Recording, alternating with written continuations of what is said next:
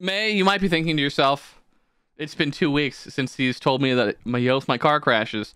Well, what if I told you that it's actually only been roughly an hour for me? And I want to reiterate that once again, I hope the wheels fall off your car.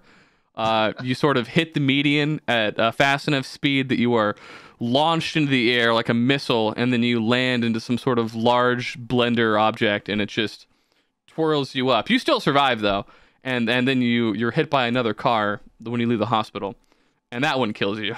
And that's what I hope happens. And for the record, no one else here hopes that happens to her. Yeah, that's fair. Yeah. Off camera though, they all wish it. Anyways, this week's guests are Dakota again, who definitely isn't also here, basically concurrently. Welcome back, Dakota. Yeah, thank you. Yeah. It's been such a long time since I've seen you guys. I've missed talking to you. We should have changed our shirts. That would have been the fucking... I was just thinking that. Yeah. Oh, yeah. That actually would have worked. And then we got Josh. How are you, Josh? I'm just wonderful. I've never heard a better answer. For those of you who... I assume everyone knows, but for those of you who don't know, Josh is one of the longest tenured people that I've played the World of Warcraft video game with. Everyone else has either had a mental breakdown, said a racial slur, or just stopped playing. And it's surprisingly only those three things. It's true. Really how many of us are there left from like OG? I guess. So off the top of my head, and I'm counting from when I started. Obviously, I wasn't there for the first like 3.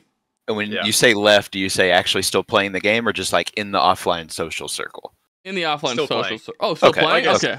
Okay, yeah. See, I wanted to clarify because I knew we were all in the same. There isn't a difference as far as I'm. There's really not. Yeah. The only difference is maybe Landfear, but I don't know how old he actually has been playing for. He'd be the only person that's like around because it's Max, me, you, Swift, Riv, Mana Claw. Because technically he obviously quit for a while, but technically he was there before me even. And it would be Jit, but he hates us and doesn't like true. I literally have an active sub right now. Also, log in. Not Jit. Okay, Jit does not count. Jit isn't the same rank as Quotes. He can't be BWL. He's not a fucking. Oh, that's true. Molten Core. I think just 6 of us then. Yeah, that sounds right. Well, I guess 7 if you count Night Edge, but she sort of just bounced around. Now I have to go look at the roster because I'm gonna feel bad if I forget somebody. But yeah, that's really it. There's just 7 of us left, and everyone else is like rotated in at random points. But if you count like BWL, I'll go through to like 12 or some shit. And then if you count, I've been watching Van and Swift play since day one, so I'm kind of there in spirit. Yeah, Dakota counts. In spirit until pre-patch wrath. Yeah, for sure, exactly. Yeah, even if you were still playing shit, you still wouldn't count because you also came in BWL. Oh, that's what I'm saying. Dakota beats me out. Yeah. He's been in spirit here since day one. Yeah. How quick he is to just dismiss me. Any opportunity. Thinking back, I genuinely don't know when I met Dakota. Like, I don't know the exact like time period either, but I know exactly how it happened because it would be in my Discord. Me and what am I using here? Josh or Van? I'm gonna flip flop this whole time. Listen, I can already tell you. Personally, I'm trying to make the shift towards Josh, but oftentimes I default back to Van. Me and Josh and Swift Ben, since there's a bunch of them, we're just sitting there in my Discord, chilling, chatting like we do every day, and then you just came in for whatever reason, probably to talk about some horrible thing that happened in WoW or something, and then I just happened to be there, made a little bit of conversation back and forth, and then we became friends. That sounds about right, but I'm trying to think like to myself of like, because I know we played Super Peepo for a bit. Yeah, we played that together before we played WoW together. Yeah, but I feel like there were other games we played prior to that, but I could be wrong. Did he play Among Us? Was he a sussy? I never played with you. I played a few games, but I'm so bad at that game that I hate it, so I like never play it. It's the worst imposter I've ever seen. I love Among Us. It does not like. I have the like personality that is built to suck at that game. Like I get like super nervous and just like shut down, and I can't lie. Like even if I'm like not the imposter, if you just start like accusing me, I'll probably apologize before I like actually start saying no, that's not me. Full Canadian, The worst Among Us player that has ever existed, and everyone has gaslit themselves. If you ask people, they'll be like, "Dude, you always gotta kill Dylan first. like okay, I haven't even played with you, and Josh has like described you as like, oh, dude, he's so good at the game just because he's so manipulative. Literally he just, like, retarded. Everyone. I'm the dumbest person ever. I will just one of two things will happen. I will just take. It's like so I'm good in the sense that like you just need to have someone who can take control and like direct things. So in that sense, I'm good. But I'm like, my deduction skills are like that of a 9-year-old. I'm retarded. I'm wrong so many times. But like through sheer brute force, I can rally everyone together. And more often than not, when it's like there's 5 people left, if I rally against someone who happens to be the imposter, they're going to push back pretty fucking hard. And so is their partner. And the game is just over because the other 2 people are going to rally with me. And now it's 3 versus 2. And we just fucking win by virtue of like, I got lucky, threw a fucking dart at the board, and you tried to save yourself, and for that reason, I was like, you have to die. But there are so many times where I've just inted. I'm the worst among us. I remember so many of them. Yeah, now, I will say, I consider myself a retard, but many of our friends are like galaxy-brained retards. Like, just another level. Like, inhuman levels of not having basic deduction skills. That, like... My favorite will always be Tay and Bungie are together the entire time. The entire game. I can't wait to see where this goes. 15 plus minutes of never being separated. I'm the imposter in Omogus. Bungie has clearly said that it's me several times. I have somehow weaseled my way out of getting voted off. But it's done. I'm fucked next. There's no way. There's fucking 3 of them left and 1 of me, and I've already been sniffed out. My plan is to get a light stack kill where I kill the lights and I just kill us all when we're stacked together. My goal was to kill Bungie. I fucking misclick, and I kill the person who isn't Bungie or Tay. The easiest L of all time. I've now lost. They've been together the entire game. And Tay goes, I don't know, Bungie. Why would he kill the other person when we're all together? That would be pretty retarded. And I'm like, yeah, Bungie, that would make me a colossal fucking retard. Wouldn't it? And clearly I'm not a giant retard. And fucking, I don't think Bungie has ever been more mad in his entire life as he's like, Tay, we have never been apart, you stupid motherfucker. And he's like, you're getting very angry, and that's what a sussy imposter would do. And I'm just sitting there like, how the fuck did I get away with this? Like, Tay is the best person to have in any Among Us group by the sheer virtue of like he can be fooled by like the logic of a 5-year-old, and it just adds a wild card element that's just, oh, it's amazing. Like, just because there's no way that you could reason through the person that I've been with the entire game, and at no point have we ever been separated, is the imposter. That just can't enter the mind of a rational human being. But for Tay, it's like, well, this is the obvious answer. I'm Light Lagami, or Light whatever the fuck Yagami is, you know? Yagami. Yeah, whoever the fuck the guy is. Yabambe. I've never seen the show, so I don't fucking know. I tried to be hip, and it didn't go well. You got it.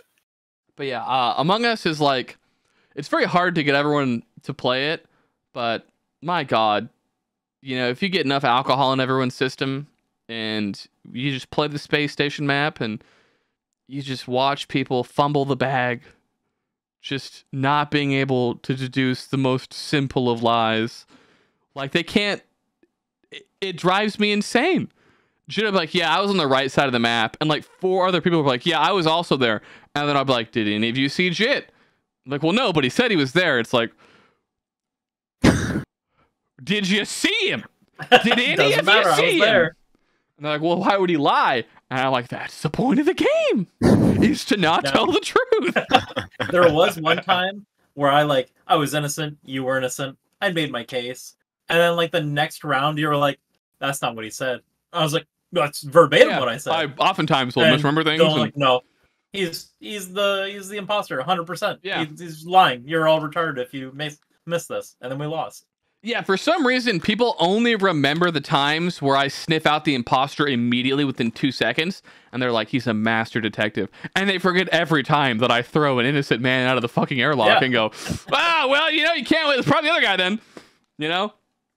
But as a crewman, I'm always willing to fall on the sword. Like, if I catch somebody, like, being a, like you know, killing someone, and then, you know, they're like, oh, it was Dylan.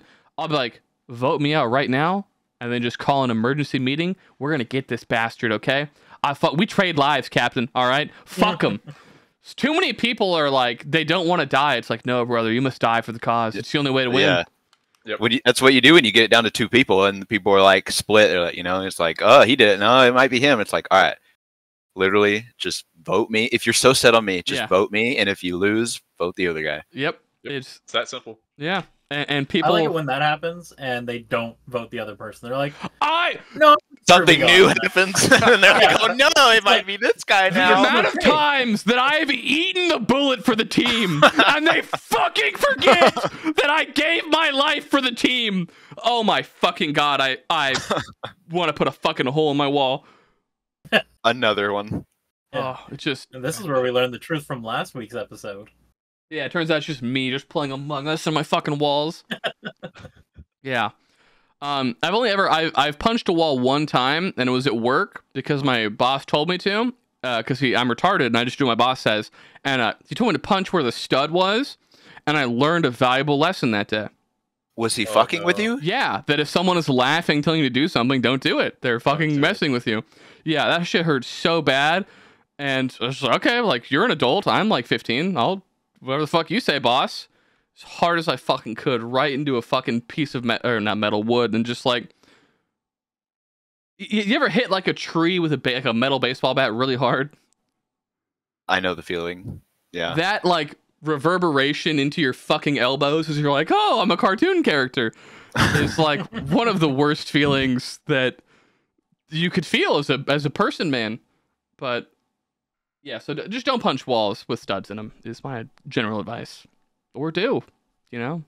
I'm not the boss of any of you. You can fucking put holes in your walls all you want. I could never understand taking that as like, oh, I'm just gonna punch a wall. I'm upset, and therefore this wall needs to pay for it. Like my sister, when you were talking about throwing like the crazy girls throwing phones, I would have never believed you growing up. Until like I hit like I think it was 16, so my sister was 14, and just something flipped. Something demon snapped inside of her. And every phone she's owned since then has shattered against a wall before it's like needs to be replaced. Every phone. Yeah, some people just break shit, man.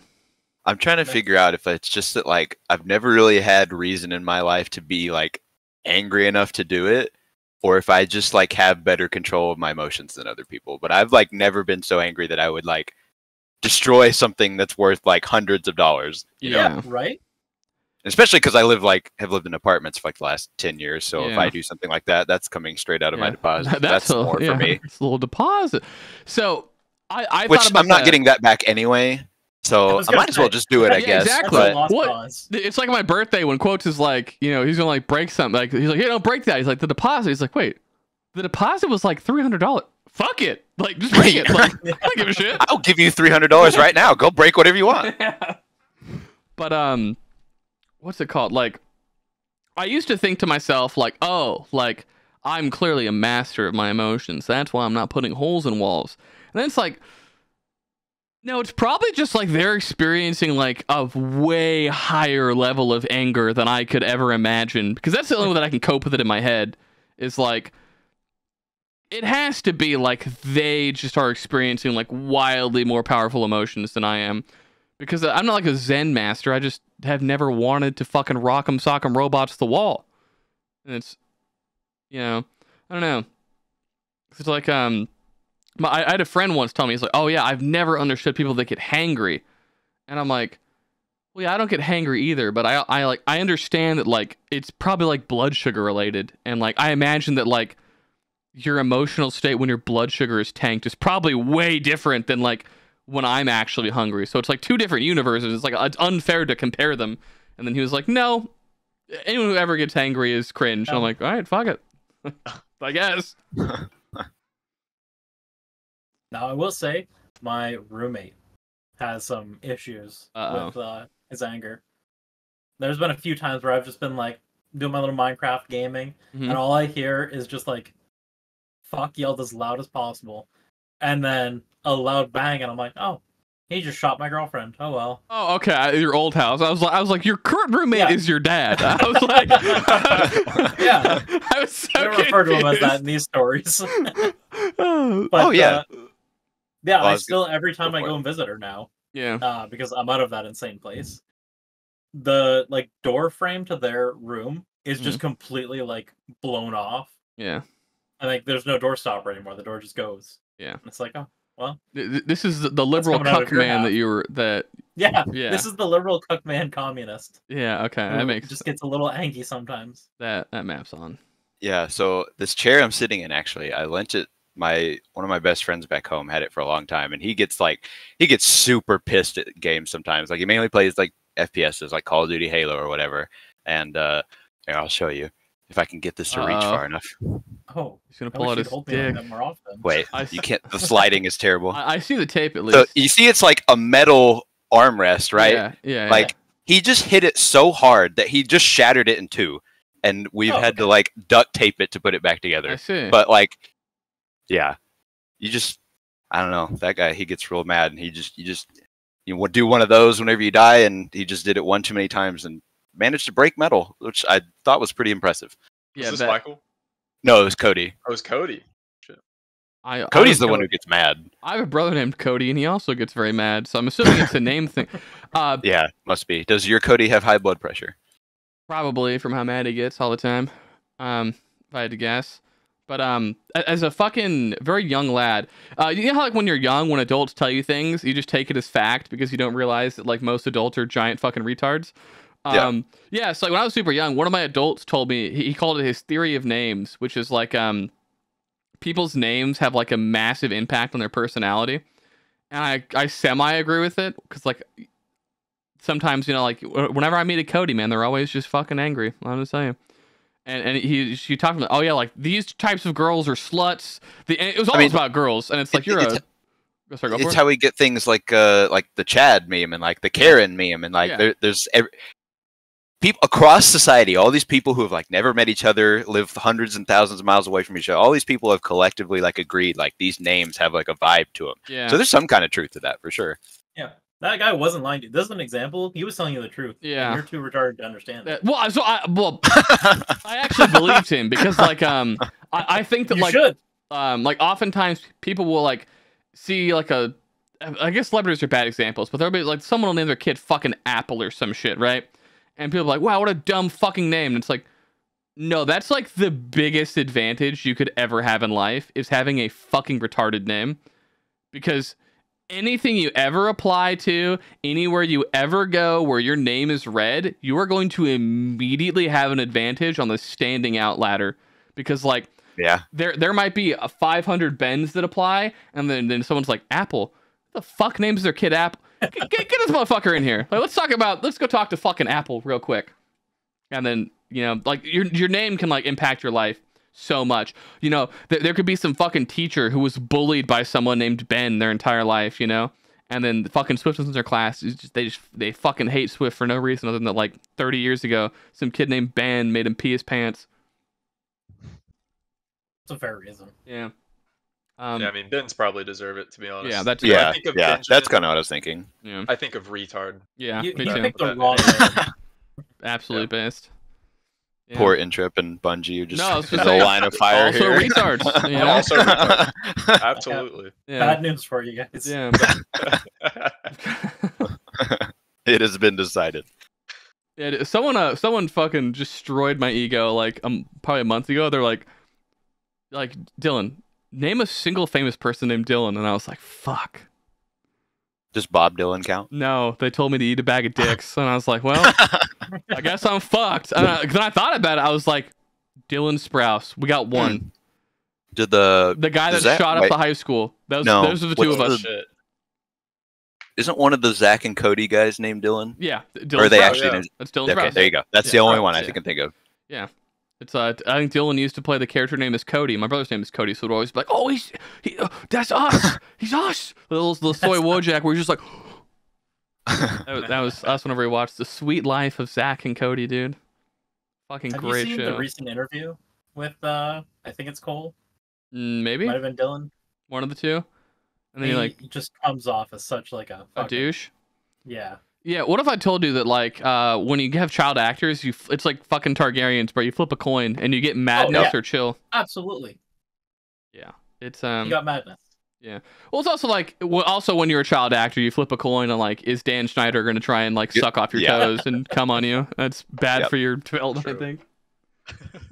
Like weak mentals. If you absolutely weak mentals, dude. If I was getting molested as a child, I would turn out just fine. You know, look at me now. I'm doing great. Fuck them, man. I don't see the issue. You ever watch that one interview with Amanda Bynes and fucking Dan Snyder, where Dan Snyder gets in the hot tub with her, and she's like 13?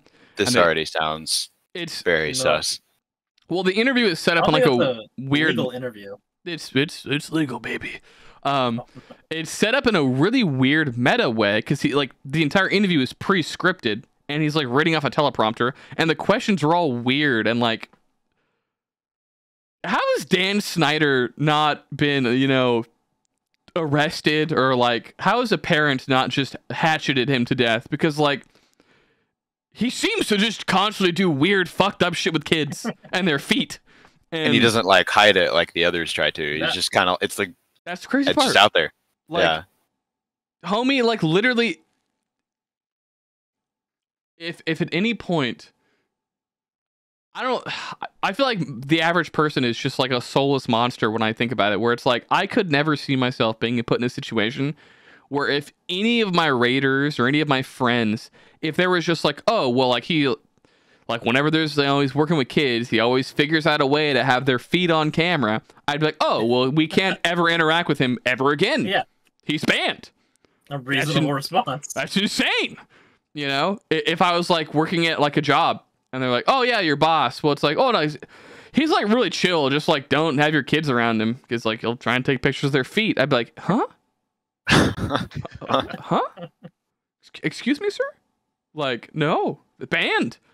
But I don't know. I maybe it's just like a Harvey Weinstein thing where like enough people don't know about it that they're like, whatever, it's Dan Schneider. I know that guy, and they keep working with him, and the people who do know are like not in a position to like, get or they rid make of him. A lot of money. Yeah, that too. That's and you just hang up your morals for a quick minute. Yeah, because I don't know. I think Harvey, as far as I know, Harvey Weinstein was like the biggest open secret in Hollywood. Like even like in like the early 2000s, like Seth MacFarlane was like shitting on him on Family Guy and stuff. Like.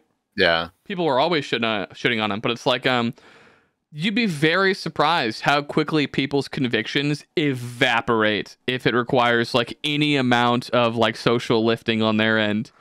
You're like, yeah, well, I could do the right thing and have to deal with an uncomfortable situation for 15 minutes, or do nothing. And that second one, it's pretty easy to do nothing. And it can be very lucrative. Do nothing also gives them money. Yes, so. That is also true. I don't know. Then I say this, and then 5 years from now, like I'm gonna be working for a dude who's like been on camera just sucking off little kids' feet, and I'm like, well, I mean, those kids were asking for it. They were being very provocative to my boss. Walking around with those sandals, dude. Yeah, just toes exposed and everything.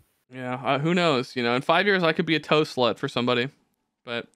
Right now, like I always say, like anything's possible. Yeah, I will criticize and moral high ground anyone until I'm in their situation. In which case, I will also immediately abandon my morals for $11. But until then, I'm a beacon of righteousness, and I will do the right thing. But once that $11 is cleared the fucking my bank, whew, we're gonna start. Well, yeah, that's like increasing the amount in your bank account by like 1,000-fold. So I can't blame you. Yeah. Exactly, by like investing in shit, but opposite. Yeah, it's the opposite. That has to be. I'm so glad that I did that, just for the fact. I'm glad that we did that. But like, I can just for the rest of my life remember. I'm so mad that I have it recorded somewhere, just so I could like reference it. Of you being like, you should really invest in SHIB. It's such a good idea. Me being like, are you sure? And you're like, yeah. It literally can't go tits up. And I'm like, all right, fuck it. Like, I need to like go look up the actual monetary loss because I sold $100 in Bitcoin and immediately bought $100 in SHIB. Went to sleep, woke up the next day, and that $100 was like $38. Dude, It was a really bad time. I fucking remember when you said like, "Oh, I bought Shiv," and you told me when it was, and I was like, "Dude, that was literally like the moment that it like peaked and went straight back down, and then never came back." And I was like, "Literally the day." I mean, like, oh, I ended up losing like $75, but it's fucking hilarious. It was definitely $75 worth of hilarity to me because that story will last me my entire life. And it'll be even better when SHIB rebounds. No, right? No, it won't. I think I still have my SHIB holdings. I almost sold it one day, and then I was like, no, there's no like, no. I will never sell this, okay? Because this is the dumbest decision I've ever made. Because Jit was so confident. Yeah, reminder to never listen to you for financial advice ever. I'm gonna check on how much I've got right now. I ended up turning off the notifications.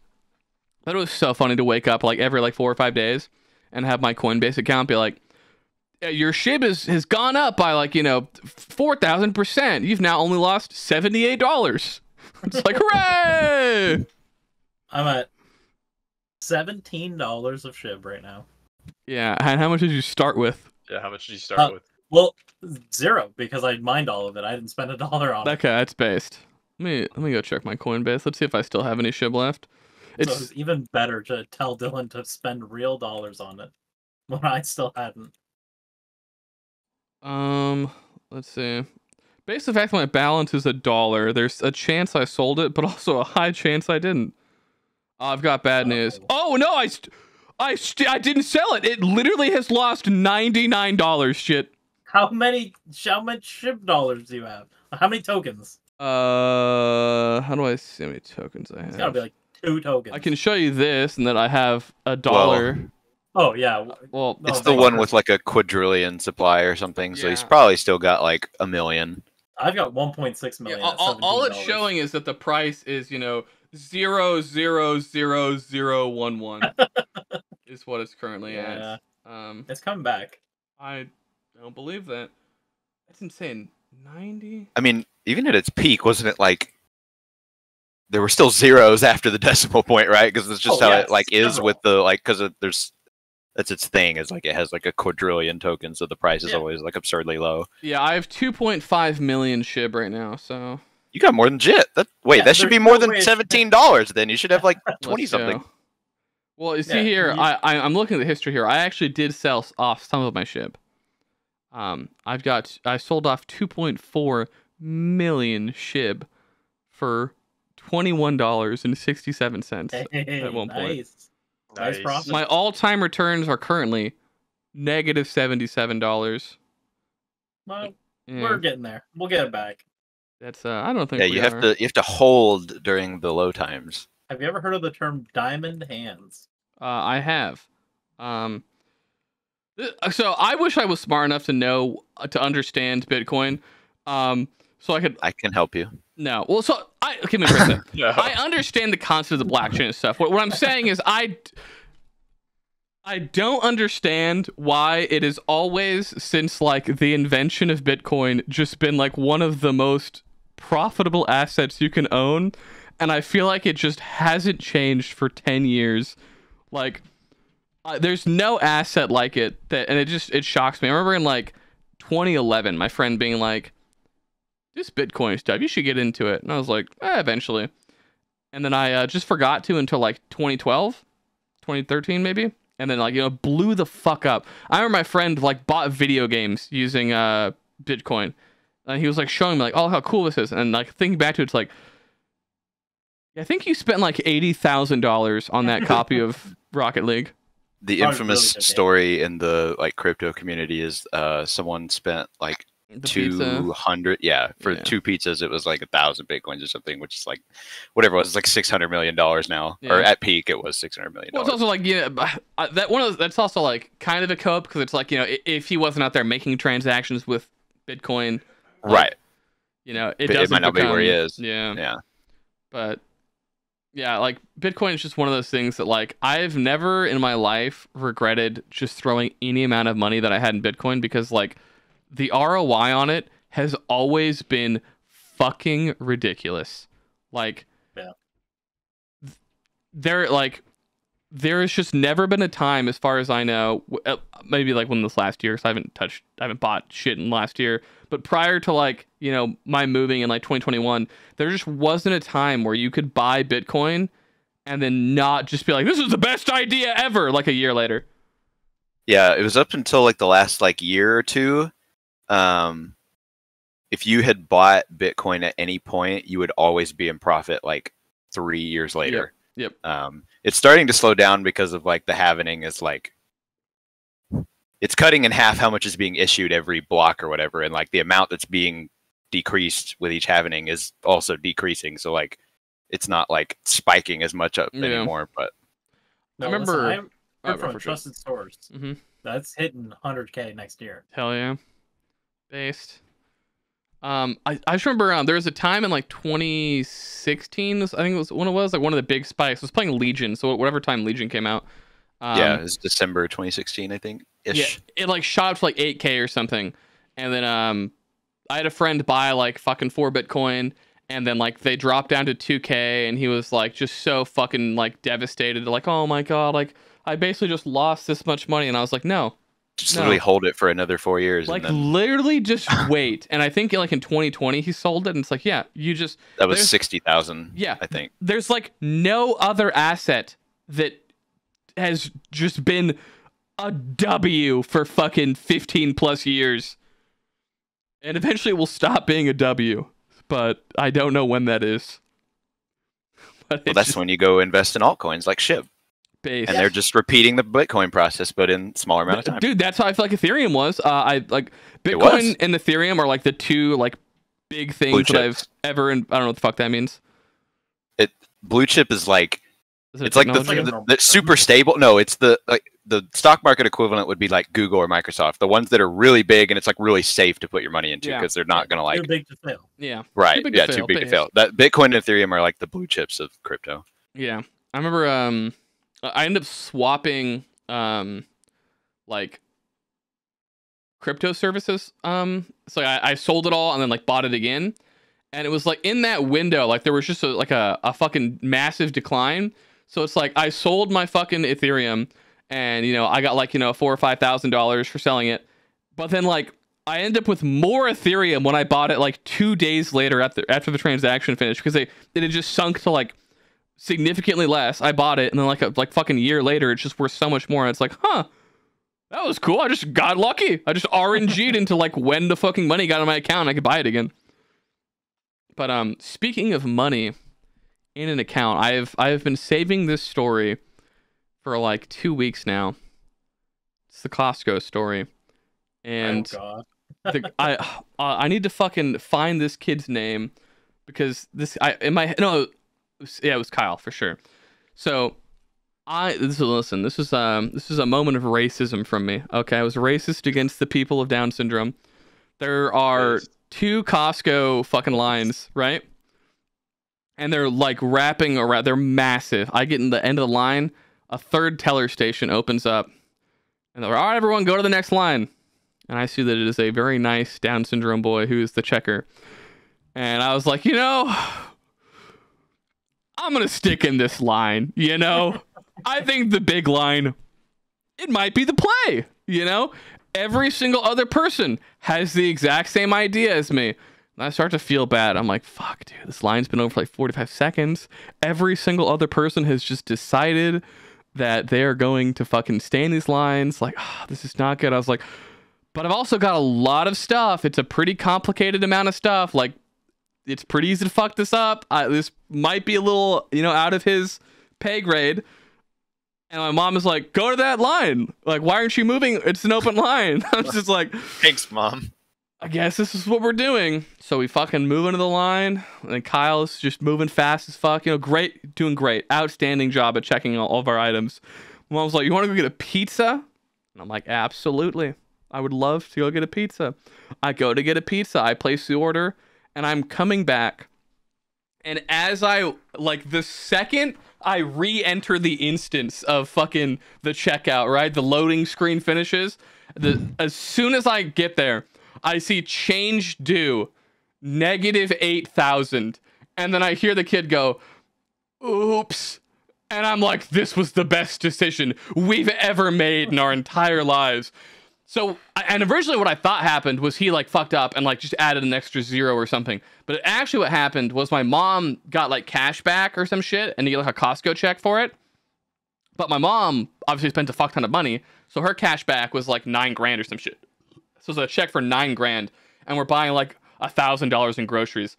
Apparently, what you're supposed to do is you go to the customer service desk and like tell them ahead of time and they like cash you out or some shit or give you like a smaller check or whatever the fuck. And my mom didn't know that. And well, obviously fucking Kyle didn't know that, you know? And so he does the transaction, it finishes. And once you use the check, it's gone. It's done. So it's like that check for like $9,000 is evaporated. We can't get it back. And the store just owes us $8,000. Right? And my mom is like, oh, how do we fix it? Like, trying to talk to Kyle. Kyle's no fucking idea what's going on. He's thinking about candy and shit. He's like, he doesn't even realize that he's fucked up. He's like, I've never seen it be -8,000. That's crazy. And his solution, God bless him, okay? She's like, oh, let me get you a change. And he opens the cash register, like pulls at the bottom, and he just grabs like a handful of hundreds. And I'm like, Kyle, this is not how you solve this problem. Like, you are going to get fired. We can't have this. And like the manager's like walking by and like just I like see the moment his eyes lock on to -8,000 change, and he's just like, what the fuck? And he runs over because Kyle is just handing my mom a fucking handful of $100 bills, like, here's your change, have a good day. And he's like, Kyle, like, you can't, no, stop, like, what happened? And you know, poor Kyle's like, oh, I was just giving her change, because then he can't recognize that you aren't supposed to give $8,000 in change to people, or why the fuck does the register have this much money in it is the fucking real question. But yeah, I'm impressed that it had that many hundreds. Yeah, You'd think it would stop after like. Now, to clarify, it might not have been $8,000. It's a Down syndrome person giving mom the change. Just trying to give as much as he could. It could have been fucking $900 that he had in his hands. I didn't count it. I just knew that you don't do that. That's bad. You can't just do this as like a regular ass employee. This is a management level decision to make how to resolve it. Please, you're gonna lose your job. And then so my mom just, you know, was like, all right, go put the groceries away. They like let me leave. She's like, I'm gonna deal with this. I thought it was gonna be like a fucking 5-minute thing. This is a parking lot for 2 hours waiting for my fucking mom, and their solution was just to go to all the tills and give her $8,000 in cash. And that was how they solved clearly it. he did make the right decision. He just give the customer 8,000 in Kyle change. was light years beyond, like, you know, the rest of the management team took 2 hours to figure it out. Kyle had it solved in seconds, okay? Greatest Costco employee of all time. And my mom obviously feels like a fucking idiot for doing this. Like, and like the Costco is like obviously trying to like make it look like Kyle made the mistake. My mom was like, no, like, I should have fucking known better than to try and use this. I just thought that, like, you know, you would give me like it would go into my account or something. I don't fucking, like, it's my bad. It's not Kyle's fault. And they're like trying to like railroad Kyle. Like, yeah, it's just fucking idiot. I can't believe. She's like, no, well, it's Kyle's fault. And they end up giving us like a pie. Like, sorry, we wasted fucking 2 hours of your time. Here's $8,000 in a pie. Good luck. So yeah, that was and my mom was like trying to apologize to me, and it's like, no, this is just being able to see the look on this young man's face of like, $8,000. That's a lot of candy. And then he just opens the fucking till. Just look, the like determination on his face. Didn't miss a beat. Like, yeah, I'm gonna give you your change now. Just like it wasn't like it is like, here's a handful of wadded $100 bills as I've picked it up like the fucking claw machine in an arcade. It was like, the visual will live with me for the rest of my life. It was so good. Seeing the look of fear on the manager's face as he's like, what the fuck is Kyle doing? Why does the machine say $8,000? Why is he fucking handing a wad of hundreds to this woman? It's just it's a warm blanket I wrap myself in at night. That guy was my fucking hero. And, you know, yeah, shout out to my mom for not having any prejudice and being like, well, that line's empty.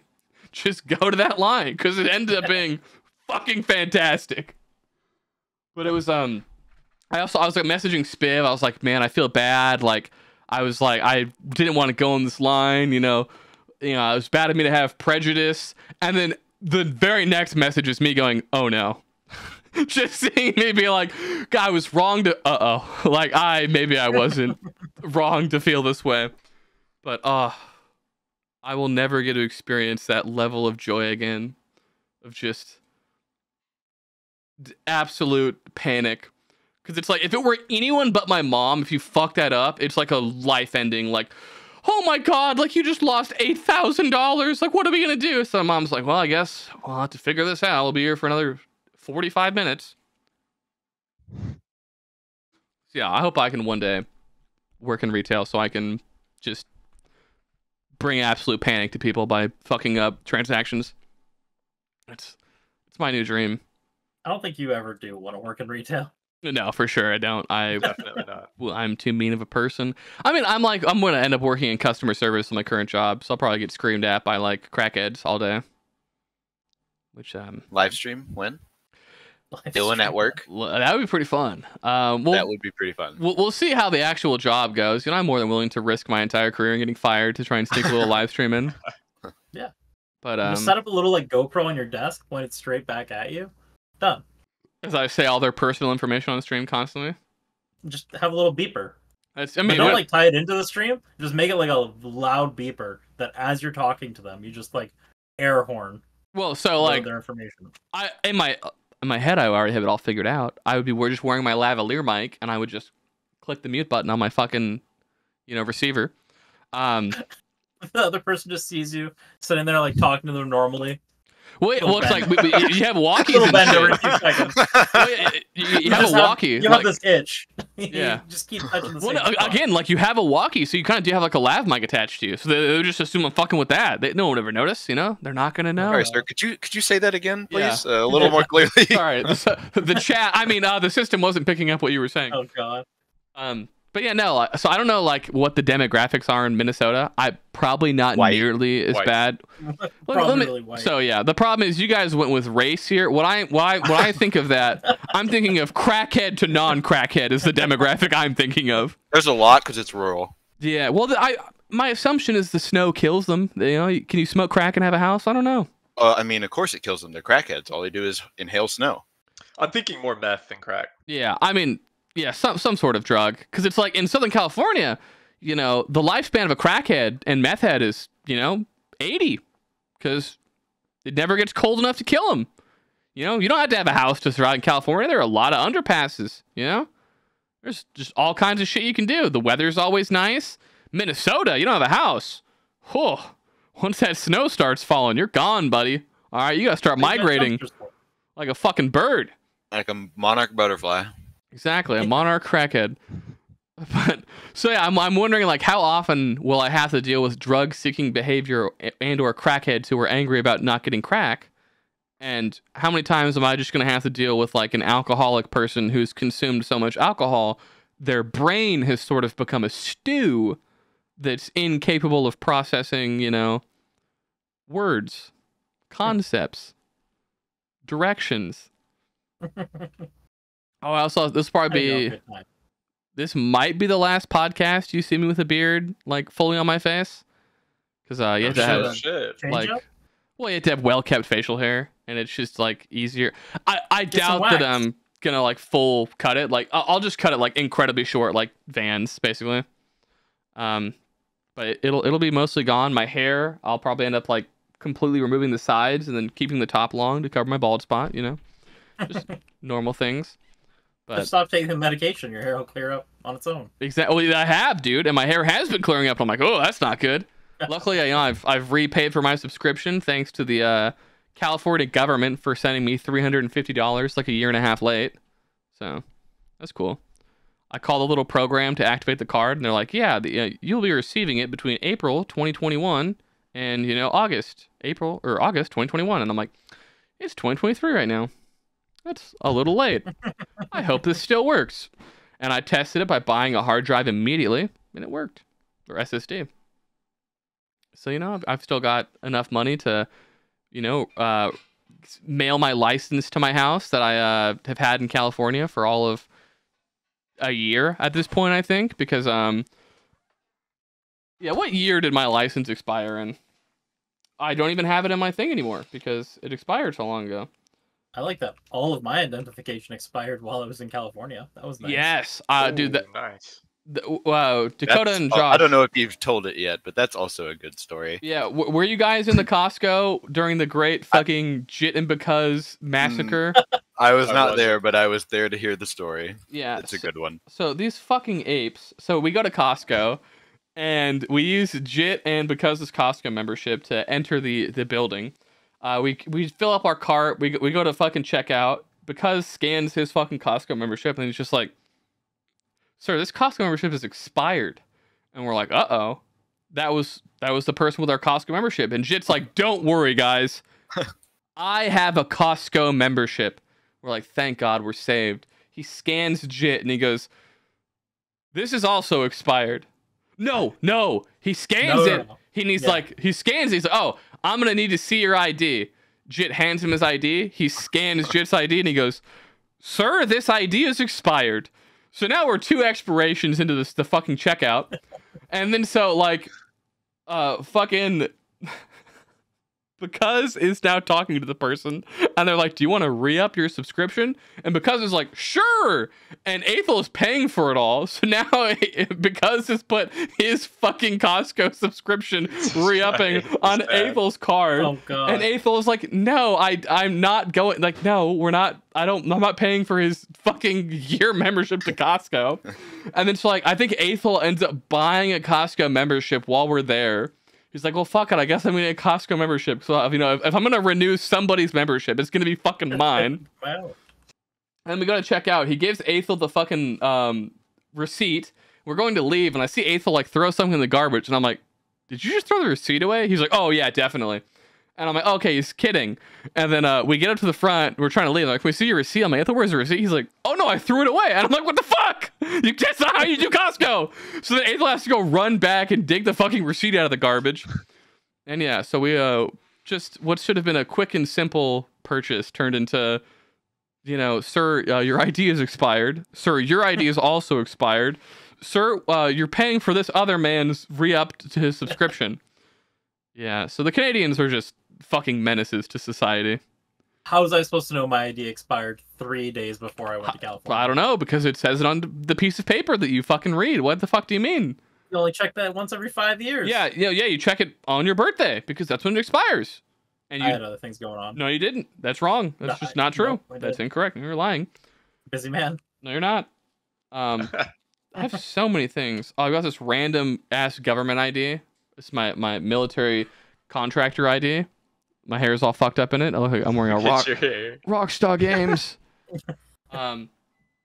Yeah. All my coworkers were getting military discounts using these because this is like technically a military ID, but it's just to be a contractor on the base to like build a fucking school.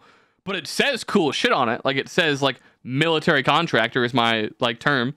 U.S. government contractor, which makes me sound like I'm like a fucking PMC and not just a dude who's screwing 2x4s into a wall for fucking $80 an hour. But yeah, so all of my coworkers were like just constantly getting military discounts and like committing stolen valor constantly to any woman that would listen to them.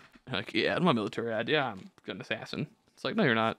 You're a fucking fat alcoholic retard. But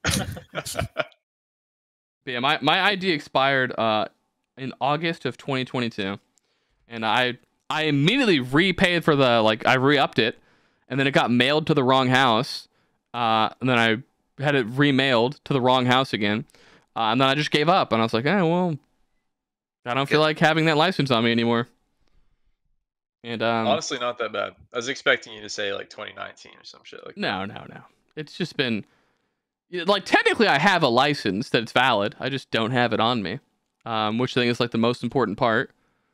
Although surprisingly, I've been pulled over without my license like 5 times, and I've never gotten in trouble for it. You know, you just even been pulled over 5 times. So to clarify, I haven't committed traffic infractions like running a light. It's just like I just have horrible luck where my headlights will burn out like as I'm driving home, and then it's like that's the moment I get fucking pulled over, and it's like, cool, this has been burnt out for all 5 minutes. and they give you like a fix-it ticket, which I assume you don't have to pay because I never did. So hopefully I don't go to jail forever.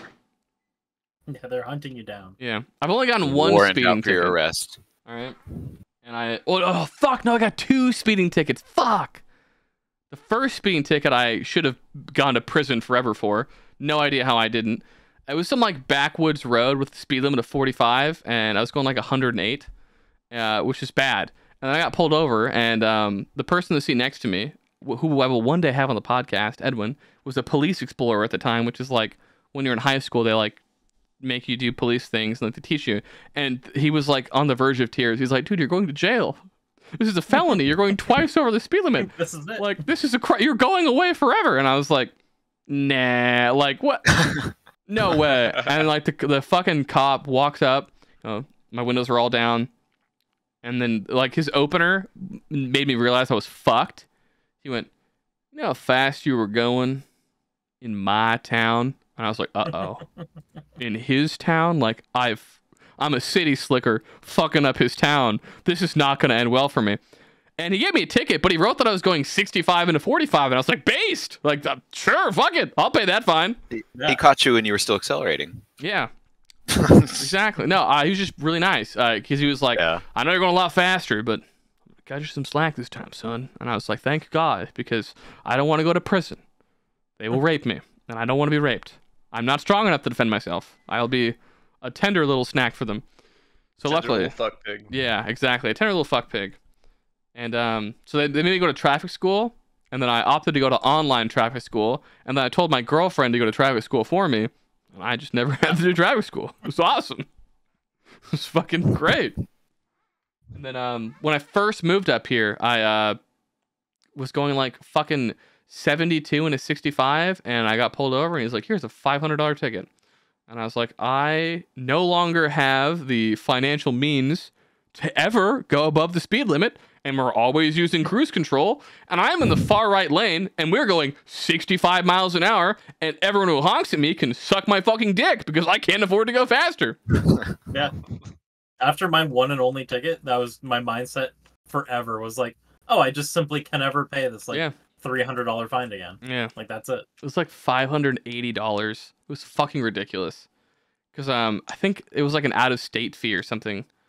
Because I'm not totally a Minnesota resident, so they just like add a surcharge. It was so fucking AIDS. I once got a speeding ticket for going 37 Nice. and a 30. Oh, fucking You're criminal, a dude. Reckless boy. Just an absolute fucking menace to society. I know. Yeah, I mean, listen, the first ticket I got, I fucking deserve. I should be in prison. All right, I deserve that one. Oh, Should but still be in prison for that. yeah, the amount of time, dude, I get honked at so much up here because I will not go over the speed. I will set my fucking speedometer or my what the fuck is it called, cruise control, to exactly the speed limit, and it's like, I am never going beyond this. This is how fast we're going, boys. I'm sorry. I literally refuse to risk going faster. I widowy. Refuse to whisk going fast. Did I say widowy when I said literally again?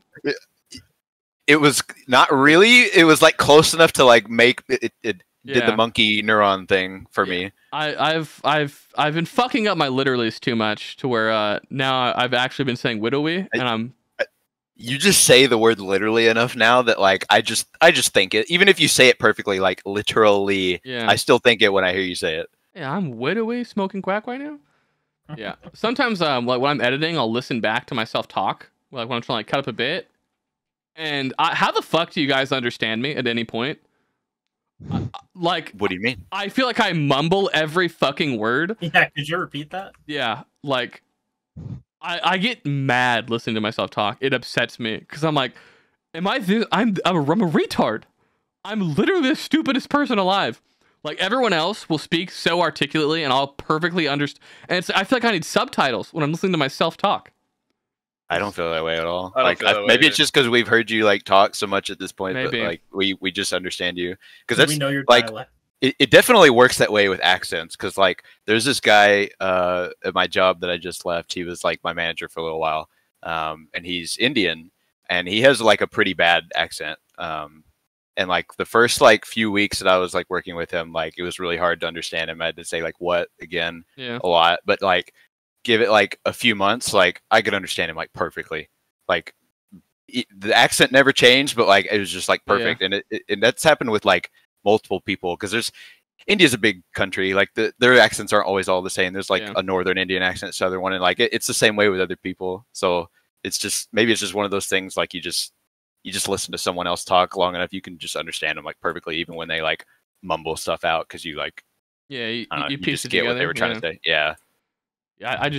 I get so mad where I'm like, oh, this bit just isn't going to work in the video because I literally need to have subtitles. I'm not speaking an English language right now. And I get so fucking mad. Or have you guys had a lot of head trauma in your lives? No. Okay, so no. I have had an unreasonable amount of head trauma. Like, that explains a lot. Yeah, like enough to where my doctor is like, "Hey, man, like if you get another like concussion, like you're fucked. Like, don't do that ever again. It's bad for you." And I like literally lost like cognitive abilities for like brief periods of time. And oh my god, nothing is worse than that feeling you get where like someone will say something and you won't be able to like understand. And you say what, dude? There were times where people were speaking to me perfectly coherently, and I just like literally could not process what the fuck they were saying, and it was so infuriating because I felt like a fucking idiot. They would say the same shit like 5 times, and I would just be like, fuck it, like, okay, and I would have no idea what they said. I would just give up. Or like I lost, this was like the one that freaked me out the most as a young lad after just plowing my fucking head into concrete like the most recent time.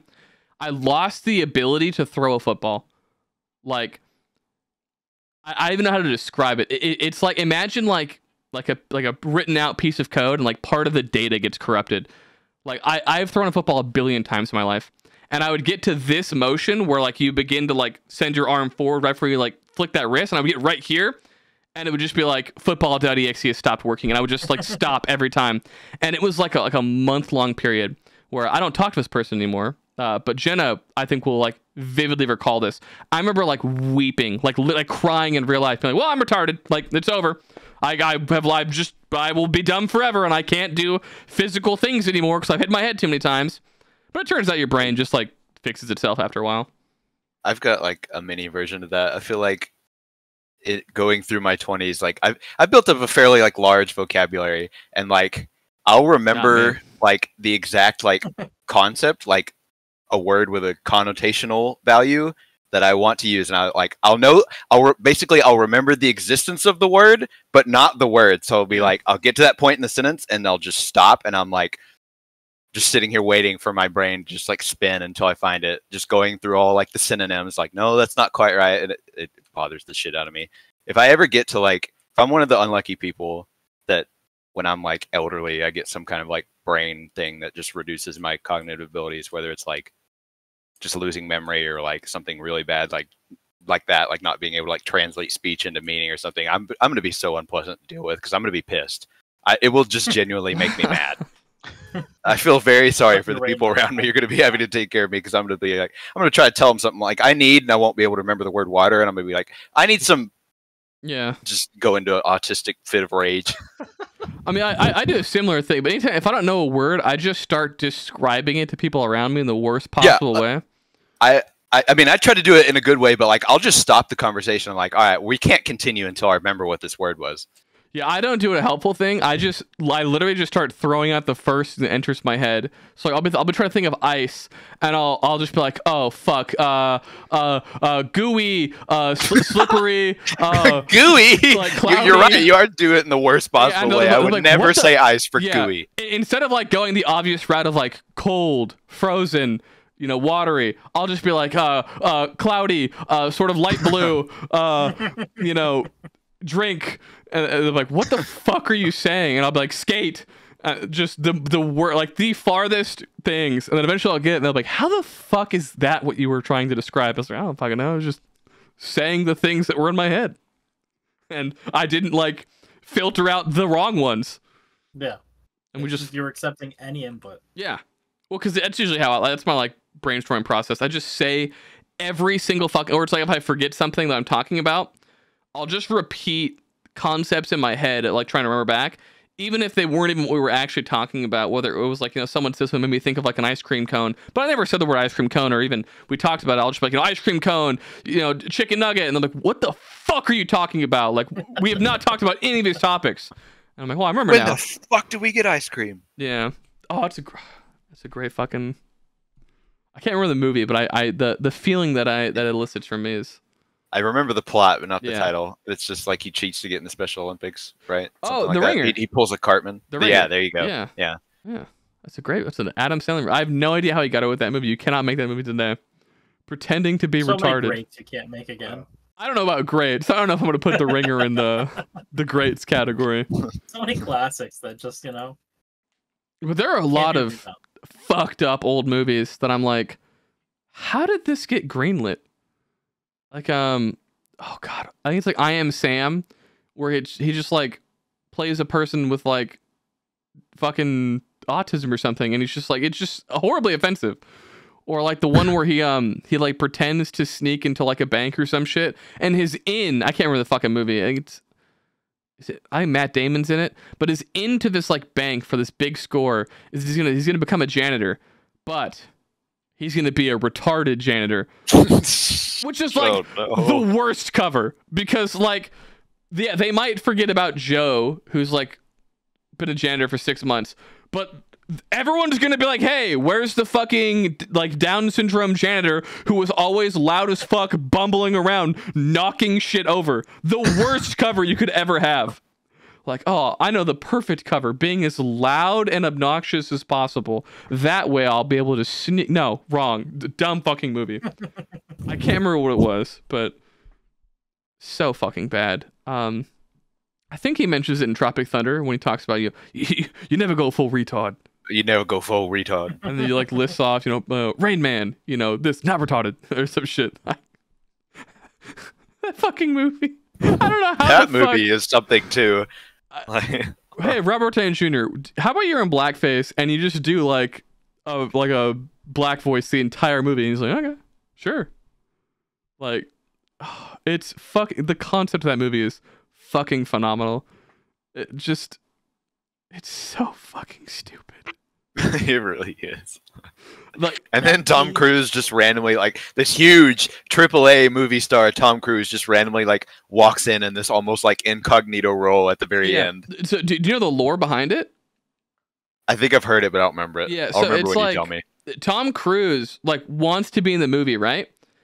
And that's what it is. Yeah, his character is his own creation. Everything, the name, the fucking fat fingers, he like every part of his character is like Tom Cruise purposefully made all those decisions. Like if you rewatch the movie, he's got these giant fucking prosthetic hands.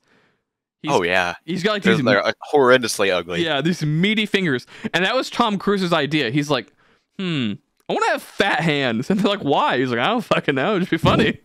Fat hands. Like, I mean, it worked. Yeah, Tom Cruise the hands are very memorable. Person, but he's fucking hilarious. Like that, the Les Grossman character is like, it makes me like Tom Cruise because I know that like this is his funny bit that like, you know, just lands so fucking well, and it just makes me ignore the fact that he's a Scientology man that like has covered up 1 million murders. Yeah. Everyone has their skeletons in the closet. Yeah, and both. When you're rich, you have a really big closet. Yeah, and sometimes they're real skeletons. Yes. You guys ever like look up the Scientology shit where it's like, oh, this person hasn't been seen in 20 years? It's like, well, that's because they're dead. They're fucking murdered. It's like, yeah, police have never like been given proof of life other than, you know, the husband being like, no, she's alive. She's just sleepy. She's just been sleepy every time you've wanted to see her for the last 20 years. She's just a sleepy little guy. I enjoyed the South Park lore episode as well. Oh yeah, when they lore dropped. This is literally what Scientologists believe for like 5 minutes of this, like of L. Ron Hubbard. It's like some random L. Ron Hubbard novel. Well, yeah, well, L. Ron Hubbard was a fucking sci-fi writer, and he was like, "Just kidding, this is real." And everyone's like, "Okay, fuck it." And so the guy who played Chef was a Scientologist. That's why they had to kill off Chef. Yep. Because he was like, "Oh, that's why they killed Chef." Yeah. Okay. Yeah. Yeah, because He was, like, super pissed about it. Yeah, Scientology is if you do not be nice to Scientology, you are banned from ever interacting with people. I can't remember the term they use for like people that are bad for Scientology. Excommunicated. Excommunicated. No. Like there's a term for like people that like, so like Dakota is like, Scientology is cringe. There's a word for him. Yeah. How many letters is that? Uh-oh. It's not a slur, but they have a word for it. But yeah, it's like I'm trying to like anathematized. No, that it like it's a noun for like the kind of people that are like creating bad vibes. Like a word they like made up, or is it like? Yeah, it's not a fucking. Oh, then I don't know it. Human word. It's a fucking Scientology word. They create too many bad thetans. Yeah. But the two big ones that I always think of are Tom Cruise and John Travolta are the big Scientology guys. I forgot that guy was on. Yeah. The movie Battlefield Earth that no one liked because it sucked was a big John Travolta thing that he's pushing for because apparently it's like a Scientology story, and it didn't go well. But that man tried his hardest to bring Scientology to the front, and everyone was like, "This sucks." Is that the one that had Will or Jaden Smith? Or am I thinking of a different one? I think you're thinking of it. It may have. It's so old that I couldn't fucking tell you. It's apparently it was supposed to be cool, and like the actual like lore of the story is cool, but just the way they like transcribed it to the screen was unbelievably dog shit. Fuck yeah, Jaden Smith. That's Will Smith's son. Is a psycho. Have you guys like followed any of his fire tweets? Anything? Yeah, that man is. Yeah, dude, he's the OG dude with the like, how can our eyes be real if mirrors aren't real or whatever the fuck it is. Yeah, so Jaden Smith suffers from the thing a lot of famous people have, which is they'll believe that they're famous because they were endowed with like the famous gene, and they are just better, as opposed to like, no, you just like high rolled. That's all that happened. Like, yeah, and it's one thing if like you actually like became famous and weren't just the child of a famous person, then that's like an even lower tier. Yeah, like not necessarily that makes you a bad actor, because there's people who there's tons of actors and actresses that were children of other actors and actresses, and they're fine, they're great. Yeah, Chris Pine's fucking great. Yeah. Who's the George Clooney? They're old now. Michael Douglas. Michael Douglas. Yep. Yeah, it's so weird how incestuous Hollywood is. Like so many big stars, like you'll like look up their Wikipedia page and it's like, oh, like I mean, it makes sense, right? Because like making it big, like it's all about who you know. Yep. So you expect it's a small crowd. Yeah, it's very shocking how few like even like a lot of people are. Oh, this is a breakout actor. It's like, no, his uncle was the executive producer for like 90 of the biggest films ever made. This is not a breakout actor. This is, can my son be in this movie? Okay, fuck it. Like, the who you know shit in Hollywood is always fucking wild, especially when you like put together the dots where it's like, oh, like, or like if you talk to older people when you're watching movies or stuff, old people are fucking wells of knowledge because they didn't have any dumb like nowadays kids will be like, oh, well in patch fucking 1.6 of League, like this spell was the best fucking spell. And that's the shit they remember. Old people don't have that. Instead, they're like, oh, that's Chris Pine. Yeah, his dad was like in these movies that no one has ever seen. And it's like, oh. Yeah, it's neat. Like that one brief phase for like a year in like 2000 where like everybody knew all the original 150 Pokemon. Yeah. Like old people were like that, but like for movies for their whole lives because that was they only got that. Yeah. So couldn't memorize the next BIS list. Yeah, that's what I was saying. Like now, you'd imagine not being able to. This is what I hate. I hate knowing these things, right? Like, I hate knowing that instead of knowing, like, fucking the correct way to do Sokotoa. Yeah, it's like instead I know that like the fucking face of death drops off of 40-man Nax Saffron. Like that's in my brain forever. That's like before I started really playing Classic. I was like, okay, well, like my friends are telling me to play World of Warcraft. Sounds like a nerdy fucking game. Whatever. I'm gonna watch this Asmund guy. He plays a lot of Warcraft. Yeah. I was like, how does he just name all these pieces? I'm like, he's making it up. And then after like a year, I'm like, oh no, like that's sick. Like I know where that comes from. Yeah, I remember watching him, like he'd always be like he's thinking really hard. He would say where the piece dropped, and now having played, it's like, oh no, this is just, I know, like, oh, this boss drops this tier token. This is this, like, okay, yep. Or and it's like oftentimes he would like it'd be like the end boss dropping some like crazy weapon where it's like I'd be like, wow, dude, like, how the fuck did he know that the legendary bow dropped off of Kill Jaden Sunwell? It's like, oh, fucking of course you do. Like, how the fuck would you? He remembered the fucking Warglass of Azzinoth dropped off Illidan. There's so many bosses. It's like, no, a fucking course you remember that shit, dude. Like, I'll be surprised when someone can tell me a non-BIS item and where it drops from. Then I'll be fucking impressed. But until then, fucking eat a bag of dicks. All right, you're not cool, Asmongold. You tricked me. I just wasn't a cringe enough nerd to fucking realize it. Josh, I asked Swift and Dakota this question. This is my new question I have to ask every person on the podcast. Do you remember a distinct time, or like the moment, I should say, when we became friends? Like, is there a moment that sticks out to you where like you were finally like, you know what, I actually know this Dylan guy and he was my friend? That's a great question. A distinct moment. I would say with us, it was more of a kind of like a gradual thing. Yeah. Because there was the sort of that phase of when Swift and me were in the council, but like not really part of the council that was kind of butting heads with you at that time. Yeah. If you remember that? So we were So, just kind sort of. But I mean, I would say a distinct moment. God, it's been a long time now. Yeah. So yeah, while you think, I will. Yeah, it's been a fucking long time. Like the eras, like thinking back to like even just for raid tiers, right? Like I have known you since Molten Core, into BWL, into ZG, into AQ40, into Nax 40, into fucking Gruul's Lair, into fucking SSCTK, into fucking ZA, into Sunwell, into fucking Nax 40, now into Ulduar. Like those are massive chunks of time. And it's for me at least, it's always interesting to like hear someone else's perspective of like, oh yeah, I remember like during, you know, BWL, like this like distinct moment or some shit. And then because like half the time like I forget all kinds of shit. So yeah, I think it was in BWL. Like we were sort of acquainted in Molten Core, but I think we really actually became friends in BWL. Hot mic moments. Yes, I was gonna say that one sticks out to me so much. Absolute classic.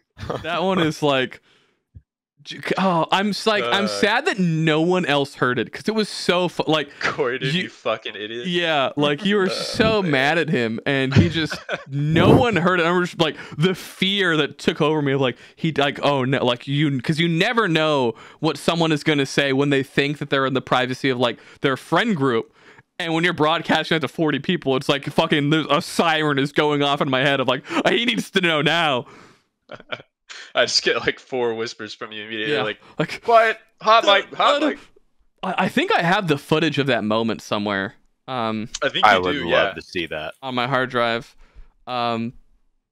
But my audio was so shit back then that I don't know if you could even hear it. You just see, I just remember like going through some footage and seeing my messages to you, like all caps, like, oh fuck, like must warn now. Yeah, like I oftentimes, so in my head, everyone is like an average or above average cognitive person, right? But that's just not how real life works. Like there are just slow people. There have to be below average people. And you know, whenever I meet a creature like Doom, it's always just like, god damn, like how the fuck did you put your pants on today? Like just like how was that not a struggle for you, man? Because he's fucking up like literally being able to identify the color red or the shape of X. And it's like a 9-year-old child would ace that exam every fucking time. Which one is the red one, Timmy? And he'd be like, it's the red one. And he would just win every time. Doom's just fucking gonzo, man. That guy is...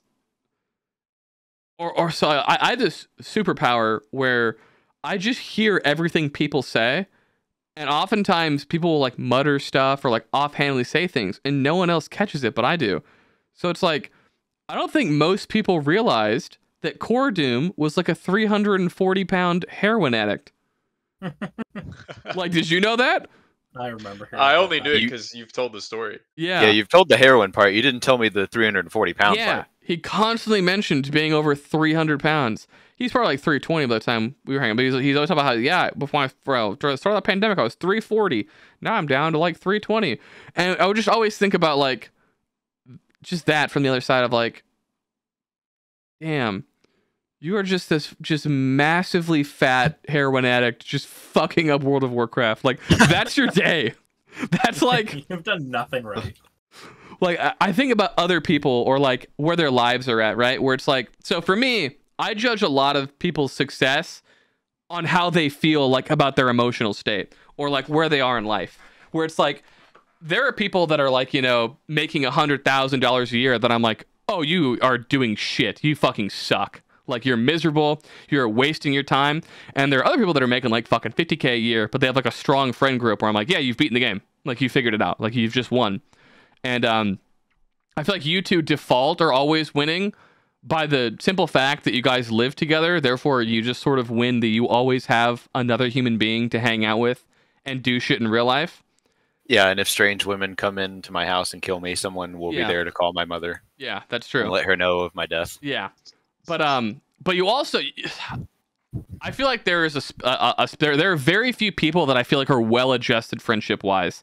I feel like people either have no fucking close friends whatsoever, and they will oftentimes like wildly over-evaluate their friendship with people. So, like, for example, the three of you in this call, I have spent extended personal time with you guys in like one-on-one situations where we've had a lot of conversations just, you know, in very small, tight groups. And there are people that I've never done that with who in their head are like, well, of course I'm as good of friends with Dylan as like Jid or Van or fucking Dakota. It's like, no, you're not. And so like there's other people with no friends, people who overestimate their friendship with people, or people who have one friend and they're like unbelievably toxically linked to this person in a negative way.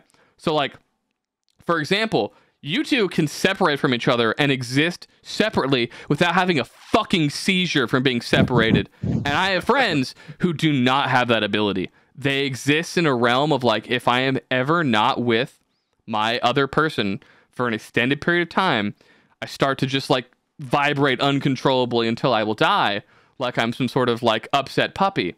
And I am just shocked at like how fucking bad people are at maintaining friendships or even having friendships. It freaks me the fuck out when I think about like the amount of people I know who it's like, so I met you, you know, 3 years ago, and you've never mentioned another friend. What the fuck were you doing before we were hanging out? Like, what do you do when I'm not online? Yeah, like, because like for like the two of you, I could hop into Discord whenever, and like another person that I like have never met or barely have met that you've known forever will just pop in, and it's like, yes, Van and fucking Dakota were able to exist and have friends prior to establishing new friendships. Same with Jit. I'll fucking meet people from Jit's life or hear about them all the time. There are other people where I'm just like, did you exist before you met me? Like, what the fuck did you do?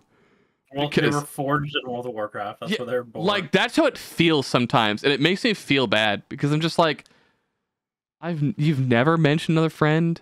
I've asked you about it, and like, it just seems like you don't have any other friends, and it's fucking weird.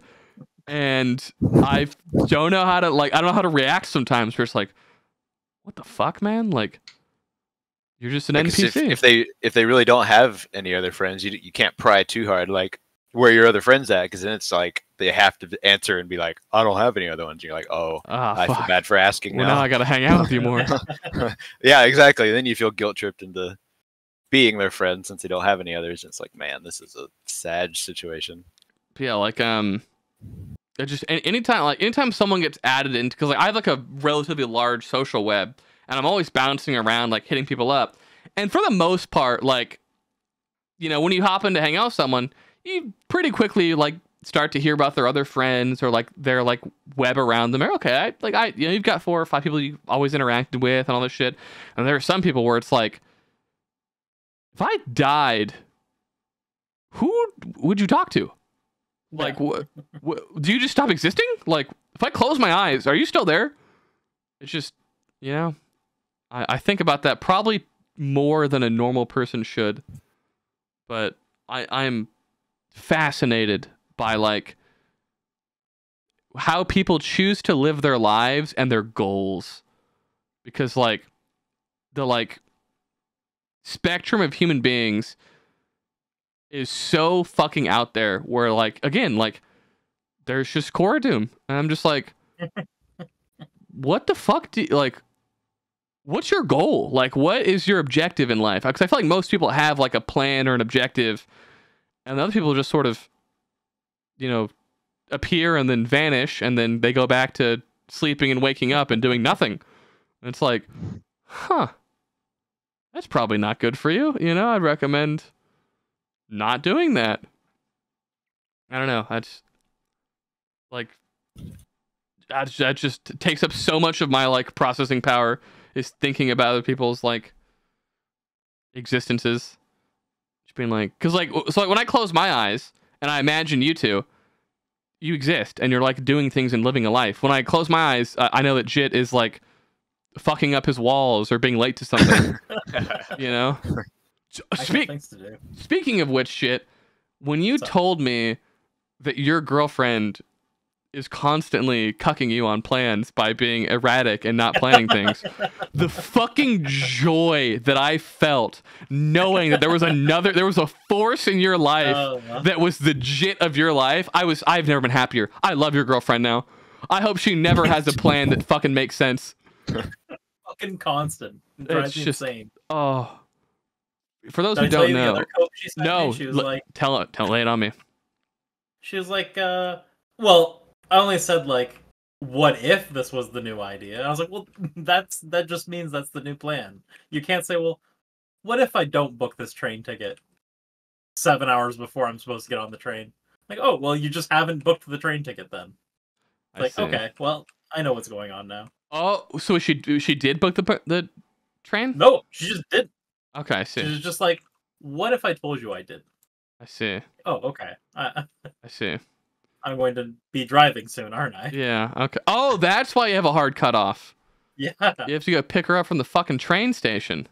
I'm gone. I have to drive for like 2 hours. Oh, that's awful. Ugh. Yeah. Yeah, so I forget how fucking far you live from your actual job. Or your old place, I guess. Your current job you're very close to. Technically, my primary residence is like, a 2-hour drive away from where I work. My primary residence is a fucking 17-hour drive. So you have to cross the country. Yeah, sometimes my parents get mail from me and they're like, what the fuck is this? And I'm like, don't worry about it. If they can't find me, I can't go to jail. Exactly. Yeah. You like commit crimes and probably be fine. I feel like it's so much harder to do crime nowadays than it used to be. And I feel like I get to miss out. I don't think I would do crime, but like, I just think about like, 30 years ago, if you wanted to go steal a can of beans, it was fucking unbelievably easy to just fucking steal a can of beans. Yeah. Who the fuck is gonna stop you? There are like 3 employees, and it literally is like a survival game. You could just pick up one of the cans of beans and throw it across the fucking store and shatter something over there, and like the NPCs will turn in that direction, and you just infinite free bean glitch.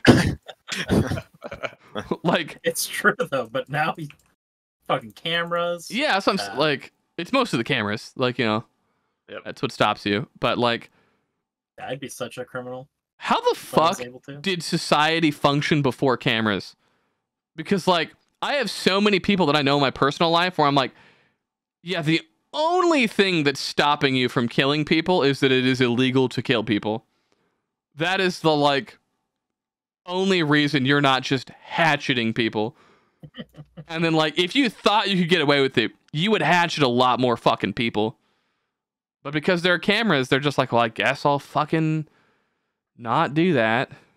It's like, yeah, all it takes is one power outage, and you're fucking just destroying society.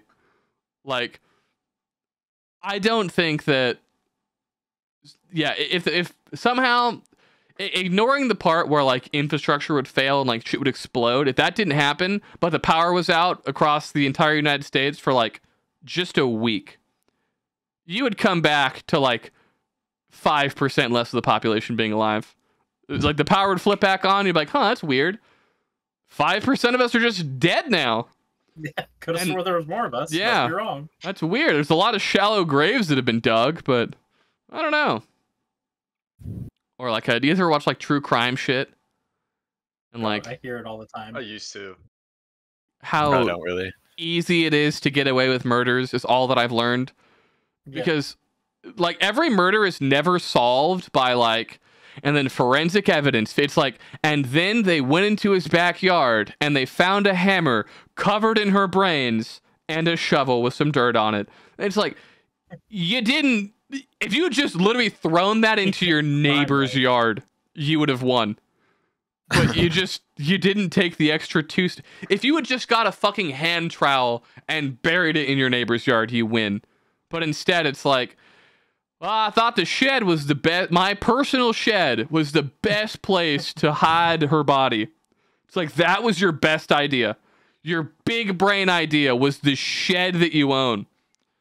And then it's like, you'll go look up, like, you know, the, like, crimes that never got solved. And it's like, yeah, so what he did was he drove to the ocean and then threw her body in there, and we just didn't solve it for 40 years until he was like, oh yeah, that was me. I did it. Yeah, I did. That was my bad.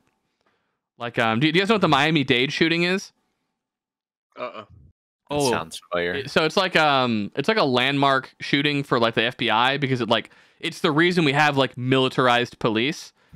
Just these two dudes with like a fucking Ruger Mini 14 and some other shit. I can't remember the way. It's nothing crazy.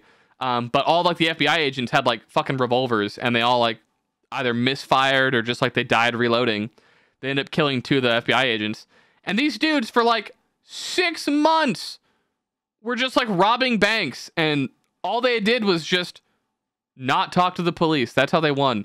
They literally play GTA in real life. They would just like walk up to somebody, shoot them and steal their car, and then just drive that car for like a month and just never got caught. And yeah. Both of their wives died mysteriously with giant life insurance policies on them that got taken out fucking 8 minutes before they got murdered.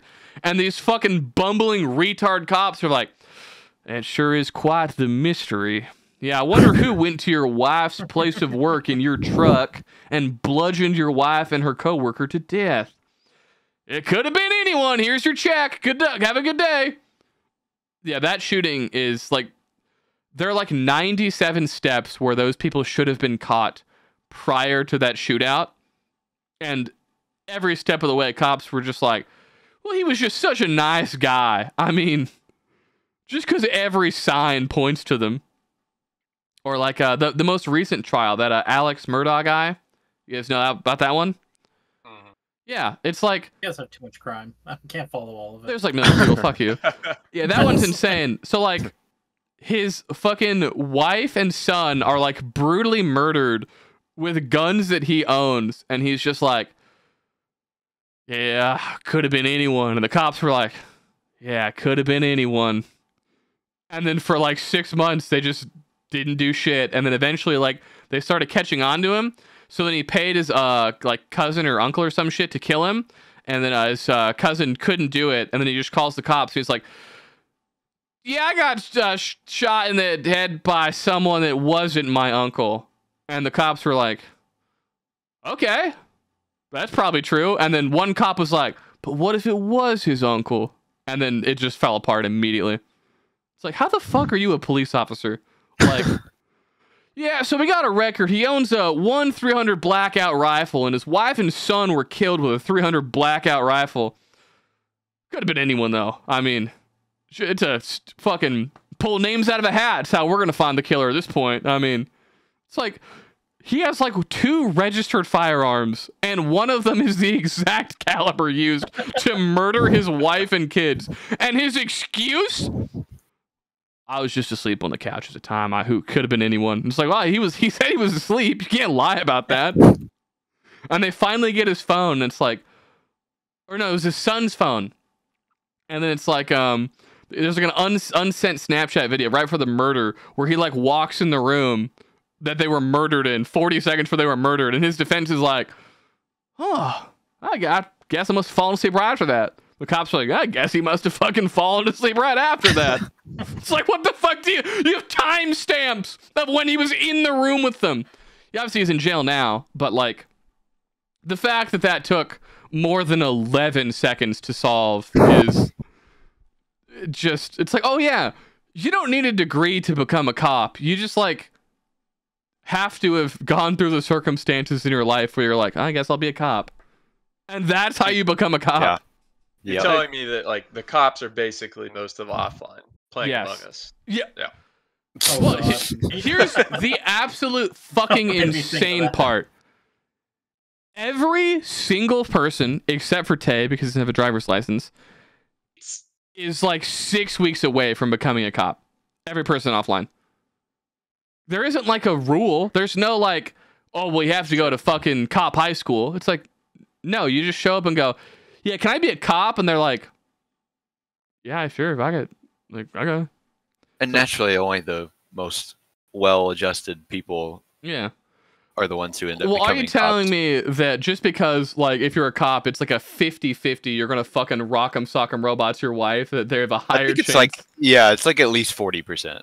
No, I think it's literally 50 or higher. It's the rates of domestic abuse on police officers. It's like, yeah, if you know a cop, you can literally flip a coin, and heads is punch his wife in the head, tails just doesn't do that, and My dad was tails, thankfully. yeah, whew, you got lucky. All right. Yeah. I was worried about how that sentence was gonna finish. Yeah, my dad beat the shit out of my mom. Like, uh-oh. Yeah, it's Yeah, I'm just gonna unload my childhood trauma on the podcast. that'd be based. I wish more people would do that. That's what we're here for. Like, We're trying to milk the content out of you. yeah, like just the odds of a cop being like the literal devil is just so much higher than the average population. And there are tons of cool, very well-adjusted, normal cops. But it's like the scale of like beats the shit out of his wife to not. It's like the scale shouldn't be even. One of the parts needs to go up or down. Like that's bad.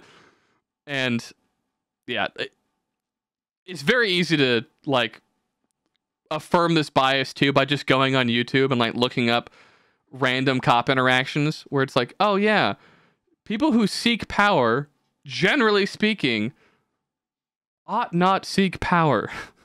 It Yep. turns out they're going to be dickheads. But I've also met tons of really nice cops. But I've also seen a lot of videos of not epic cops doing not epic things. Like Where I announced that I'll be joining the police academy starting next week. fuck yeah, dude. It disturbs me like next time we have Rooks on, I need to ask him like, Rooks, what were the steps to becoming a cop? And he was like, oh, I told them my first and last name. And then they gave me a gun. And they just put me in the car. When I found out that the way Americans become cops is like drastically different, it blew my mind. I was like, well, what do you mean you had like 4 days of training? Yeah. Well, yeah, so you hear the term police academy, right? And then in every movie they go to police academy. And it's like, oh, no, that's not at all what it's like. There are like specific sections of America where there is a police academy and you go to police academy and you are trained. Otherwise, it's the same way that you apply for a job at fucking Wendy's. Okay? Yeah. You show up and say, hey, can I work here? And some guy's like, yeah, fuck it. Like, sure, you start next week and then you start your training. And that's it. There's no like, first you got to get your 2-year degree in policeology. Okay. Yeah, No. like, that's how it works here. It's like, wait, what do you mean you don't go to college for Now this is before I've looked it up. I'm gonna say the average time to become a cop is 8 weeks. Let's see. I think Average? it's like 6 or so, Oh no. somewhere in there. Let's see. But maybe I'm wrong. I hope I'm wrong. I've got great news. 6 months. That's good. Okay, yes, that is much better. Well, than 6 that's or 8 saying weeks. that's saying most police academy programs. Oh. They don't have police academies everywhere. Okay, I was about to say that did seem kind of long. I was happy, but it seemed kind of long. Oh, huge. Minnesota is 16 weeks. That's pretty good. Nice. That's double what I expected. That's actually now the problem is like, They're fully trained. well, my concern is that when they say 16 weeks of training, oh, that's just Minneapolis, which is like our major city. Uh-oh. That concerns me. Now, when they say 16 weeks, my biggest concern is like, how many of those 16 weeks are you on the job with a gun on you? And it's like, oh, well, you're training as you do your thing. Because, like, that's a thing. It's like, yeah, no, he's a trainee still. We gave him a gun and he's, like, still out there, but he's a trainee. It's like, uh-oh, I don't like that one. My favorite is, like, any cop that, like, I thought it was my taser. And it's like, oh, yeah, you should be put to death immediately because one of those weighs like 6 pounds and one of them is made of hard plastic. So, I don't know if you guys have picked up a loaded firearm, especially a handgun. They're fucking heavy. They're full of metal. Whereas also, do you know that taser is a fucking initial is or acronym? Yeah, acronym. It's the coolest acronym of all time. It's like fucking Taylor Alexander laser rifle or some shit. I thought taser was just a funny word for like electricity being shot into you. So is mouse, like a computer mouse. Fuck yeah. Yeah, that's the second thing you taught me today. Yeah, look at that. Crazy. Yeah, man. It's the coolest fucking acronym ever. Because it literally has like, yeah, Thomas A. Swift electric rifle. That sounds sick. Electric rifle sounds cool as fuck. I immediately think of Fallout New Vegas. Yeah, I was gonna say the Gauss rifle. That's what I think of. Instead, it's like a battery with like prongs on it that I shoot into like a homeless man who, didn't comply with me quick enough. Oh man, I also grew up in Southern California, so like I am like near Los Angeles, so I just get to hear all the nightmare stories of LAPD just like committing living on people that just did not need to be livented. Where it's like, there's the super famous one. I can't remember the guy's fucking name anymore from Fullerton, where like the cops are on camera talking about like, yeah, like I'm gonna fuck you up, just beating this homeless guy to death. And it's like, oh, like what did he do? It's like, oh, nothing. Like they like there wasn't a call. Like they just decided that it was time to beat up this homeless man until he died. It's like, oh, well, they went to jail, right? It's like, It was his day. it's like no. Oh, they're police. They don't do that. They got put on administrative leave with full pay for like the 6 years they were on trial. And then That case right now in Ontario drives me fucking up the wall. oh yeah, you were Jim was talking to me about he's like, oh yeah, can you believe it? They're still paying these people, and I'm like, no, that's just what you do. Yeah, there's somebody I think he was drug trafficking, like on duty. That wasn't like an undercover sting operation. Man was just taking evidence and selling it. Yeah. Got on trial, but didn't get sentenced to any jail time. So if you don't get sentenced to jail time, you never get fired. Yeah, you don't lose your just pension get and put shit. on leave. Yep. So that's it. That's the story. He's been put on leave for 8 years, and just recently he did some other fucked up shit. And I think like 4 years ago, he did something else too. I think he like beat his wife or someone. Well, I mean, And there's shitting uppity. par for the course. Of course.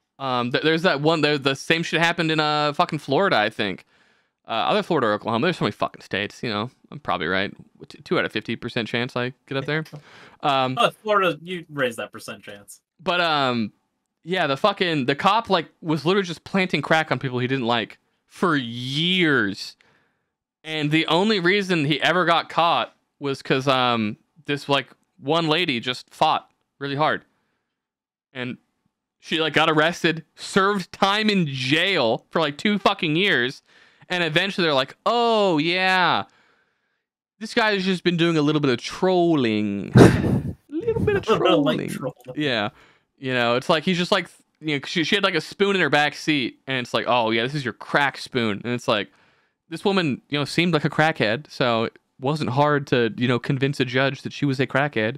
She was very belligerent and screaming while being arrested, as you rightfully should be after you've been fucking falsely accused of a crime and arrested. But yeah, do you guys know what sovereign citizens are? Oh God.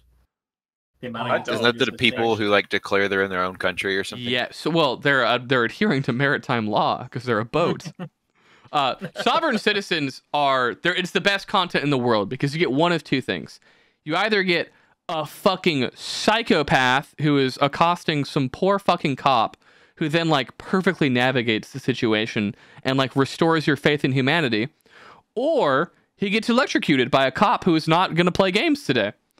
And both of those outcomes are fantastic.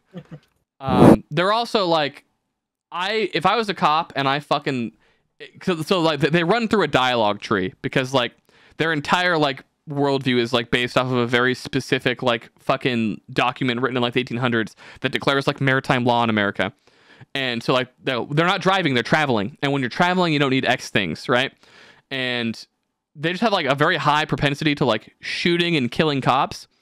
So like half these videos, like, you know, a cop, like they'll start the dialogue tree and a cop like puts his hand on his gun and they start like freaking out. And I'm like, listen, dude, just the math says you're probably going to murder this cop. So I don't blame him for like pre-prepping for you pulling out your gun in 5 seconds. And then half the videos, you know, the guy tries to pull out his gun and he gets gatted down.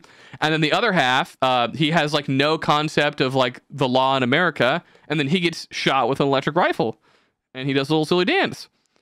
Because, like, fun fact, if you're pulled over for a traffic stop and a police officer tells you to exit the vehicle, you have to leave the vehicle. The Supreme Court has already ruled you have to leave it. Don't care. You're getting out of that car. And if you don't, the cop is allowed to break the shit out of your window and drag you out of your fucking car. So as soon as the cop says, go ahead and step out of the vehicle, you don't say, well, actually, no, you say, yes, sir. However, I do not consent to these 9 things. That's how you handle it. The second you start screaming, your chances of being shot with the electric rifle are wildly increased. And it's like, more often than not, cops can just murder you and then go, doopy doopy. Yeah, so, like, just do whatever you can to not be shot to death is my advice. You know? Like, if he seems angry and uppity, now is not the time to argue your rights. That's a later thing for the lawyers. You know, you get on the floor, you let him step on you, hopefully not, you know, kneel on your neck and murder you. That's always bad. But, you know, you just try your best to comply, or you will be shot with either the electric rifle or the gun. And both of those are not fun times. Or the bad rifle. Yeah. Or like the human body is both indestructible and made of paper. Like, some people spawn with 5 HP, other people spawn with 20,000 HP, you know? Someone might slip and fall in the tub and they're gonzo. And then you can watch a video where it's like, oh, the suspect was shot 38 times. And here's him standing in court, walking and talking a month later. And you're like, what? How the fuck did you get shot 8 times and not die? Yeah. There's one dude I saw on TV where he slipped and fell somehow, and he like impaled himself with this like handle of like a broom or something, and it went like through him at like just the right angle that it missed like every single vital as it came out the other side, and he just like got off of it, and he like wasn't even like critically injured. He was just like, oh shit, that hurt. And I was like, that still blows my mind. Yeah. Or it's like the biggest thing is like blood pressure is like a huge thing. You might just get hit.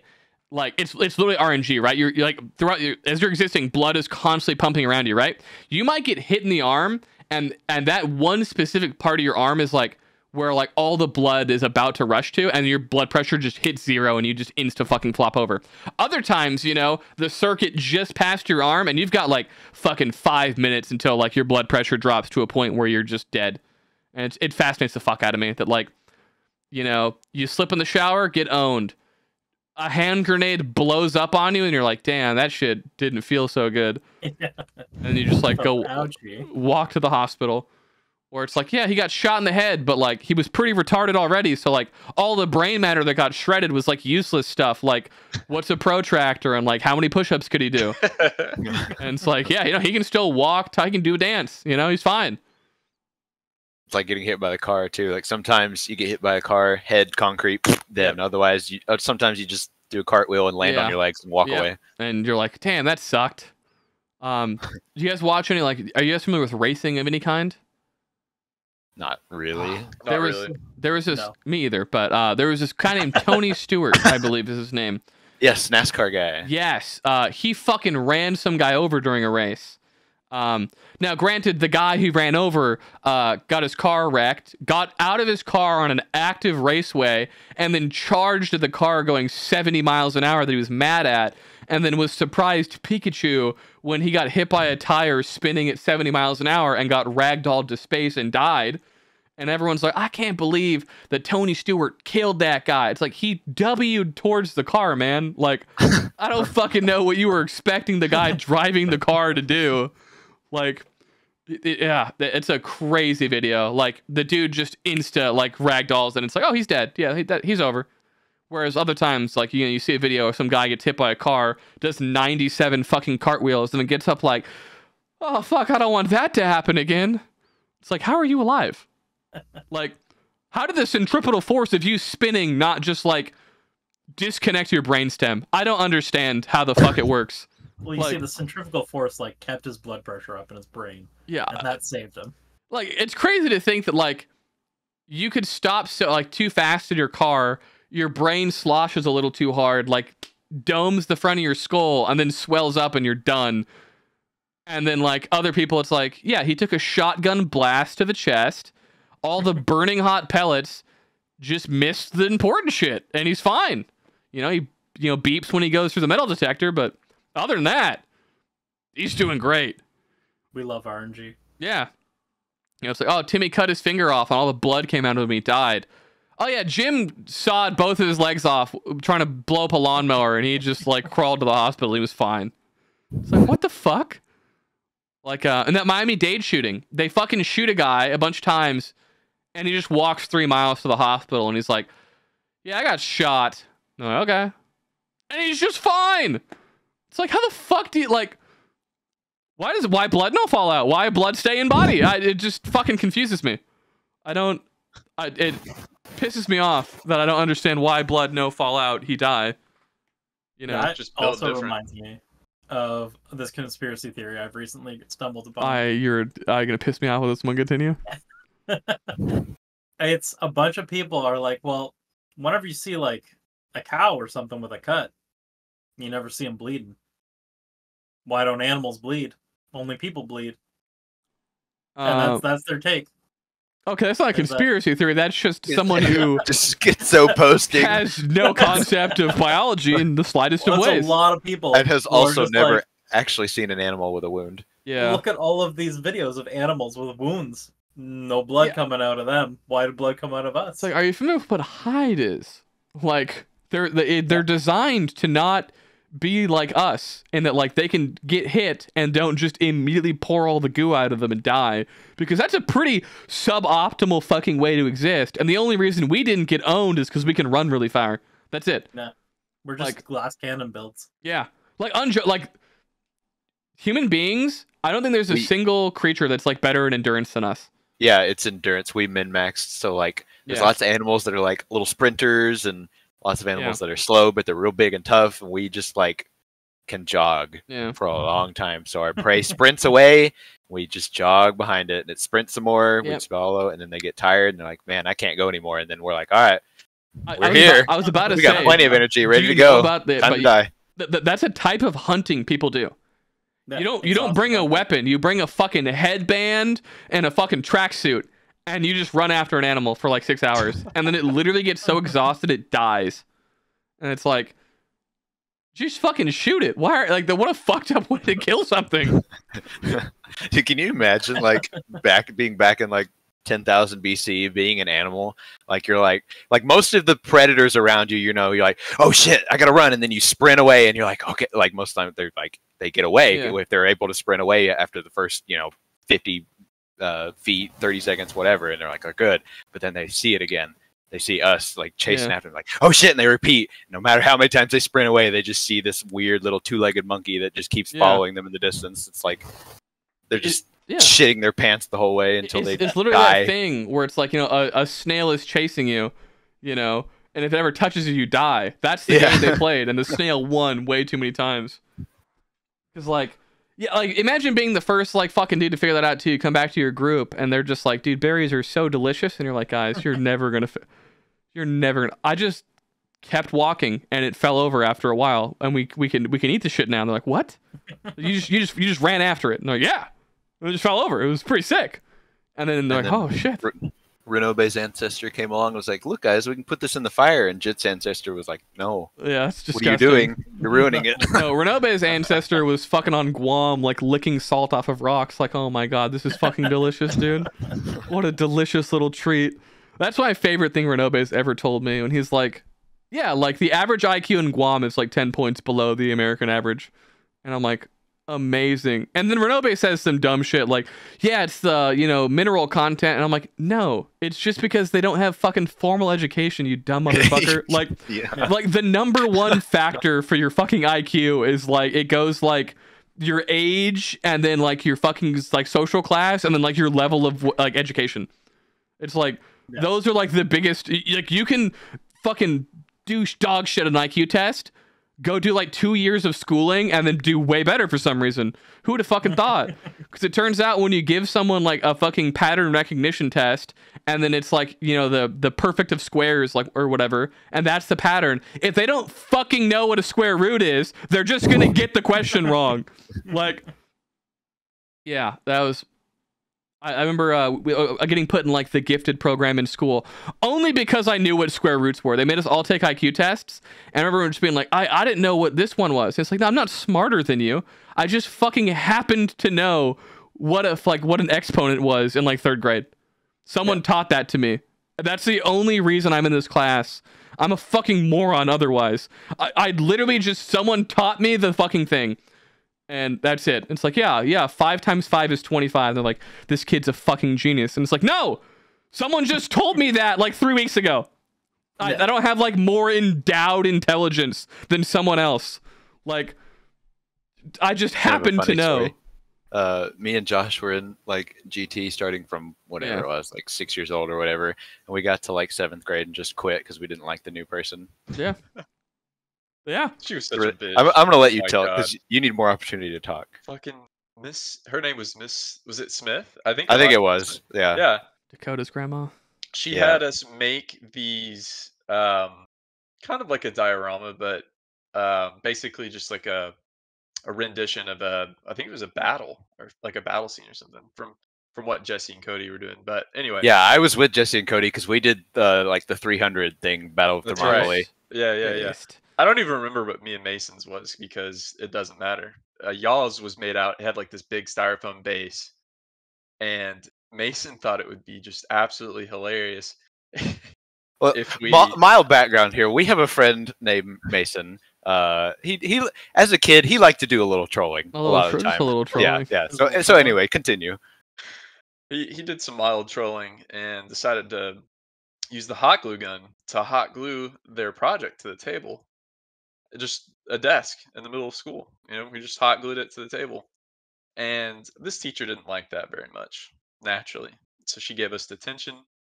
And we decided after that we just didn't like her and that she was a bitch and that we were going to quit her class. Yeah. And we did. Nice. We fucking did. Yeah, Mom, you're a bitch. I'm going to be retarded now. I've decided. It's just way sicker. Everybody else left, so I was like, okay, I'm quitting too. Goodbye. Based, yeah. So we just walked into her desk, or like her class one day, and just slapped the furlough down on her desk. It was the biggest dick slap moment. Yeah. Of like, my get owned, middle school teacher. Career. You get stupid owned. bitch. Yeah. Meanwhile, I had a teacher who gave me a detention for wearing my sweater backwards. Yeah. Fucking insanity. And then she think you like did it on purpose to be like insolent or something? Like, yeah, I mean, I was doing it to be silly and make people laugh. Oh, it wasn't even during class, mind you. I'm like walking down the fucking hall. It's like, oh, look at me, I'm a fucking retard. My sweater's on backwards. My face is in the hood. And then I got a fucking detention.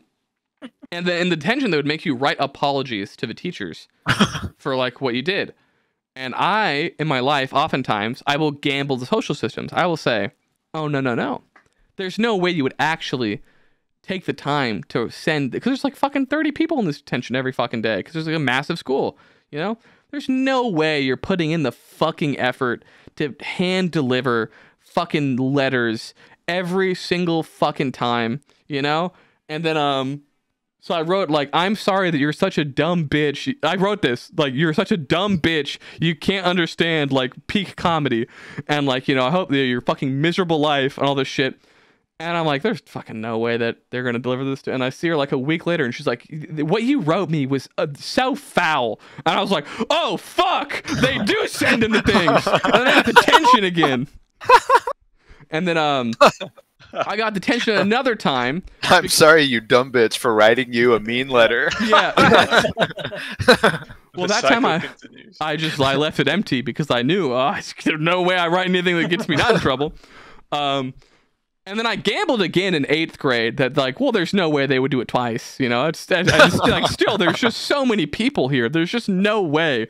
And then so I got detention because we were doing a trivia game, and he asked, what's the wettest fucking state in the continent of the United States? And I just shouted, your mom. And I fucking got in trouble for it. So then in my letter, I fucking apologized that his mom was just so slopping wet that she increased the fucking moisture rate of the state of Washington by so much. That one I didn't get in trouble for, so I was like half right, you know? And then he gave me detention again because he had a mustache, and I said, now, while not everyone with a pedophile or with a mustache is a pedophile, every pedophile does have a mustache. And he got fucking mad at me. These That teachers, sounds like a self-report moment. yeah, the teachers just You're didn't hitting know too close to home. how to have fun. Or like, I have so many moments in like young adult school where I really just tested, like, well, they don't actually check this, you know? There's no way. So we had to do book reports. Well, I didn't finish my book in time. So I just made up the story. I just invented it, and I presented it, and the teacher was like, yeah, fucking A+, you did great. And then like, I sit down, the kid next to me is like, I've read that book. None of that is, you've completely invented this. This is all fictitious. And I was like, well, just don't fucking tell on me, and we'll make it out here just fine, you fucking narc. You know? Or I got detention one time because, oh my god, poor Natasha, dude. She's the teacher that she was like, teacher, you didn't assign us homework. And without missing a beat, I go, Natasha, you dumb bitch, why would you remind? And we're like 3rd grade. And so I got detention for calling her a dumb bitch. And, you know, I deserve that. You know, I shouldn't have said that. It was mean and it made her cry. But I was upset that we now had homework. So I expressed that rage by calling her a dumb bitch. And, you know, I swore a lot as a child, and I still do. And you just constantly get in trouble if you do that. Because you're not allowed to swear in school. But I kept doing it. Yeah, did you guys ever just, like, test the powers that would be like, do they actually check this? Like, do they really? That was a shiny example of a gifted, perfect student. Yeah, I think I always, if it came down to that, I just erred on the side of safety because I was like, I don't want to deal with like getting in trouble or getting a shitty grade on this.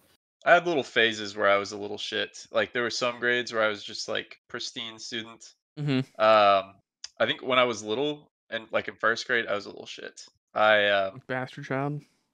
Yeah, went to the principal's office for smearing mashed potatoes on somebody's head in the middle of lunch because he was being a little bitch. Yeah, well, he was being a little bitch. Yep. I mean, that's justified. He had it coming. Yeah. I went to the principal's office, got spanked for that. They physically struck you? This is Texas. Yeah. We had spanking. They physically strike us. Oh, yeah. Yeah, I was in liberal Cuckville. They gave you a stern talking to. Oh, yeah, no. Didn't you stab Clint with a pencil? Stabbed Clint with a pencil. Yep. Well, he went to detention for that. Probably being a dickhead. He was being a crybaby bitch. Yeah. Yeah. Yeah. He probably cried when he stabbed me. Yeah, right? too. I He bet. did. Yeah. He did actually cry a lot. Yeah. It was really pitiful. You cheap shotted him. Yeah. Yeah. Yeah. Start off as You a rogue whined. early on. Exactly. Yeah, did you guys ever have a food fight at your school?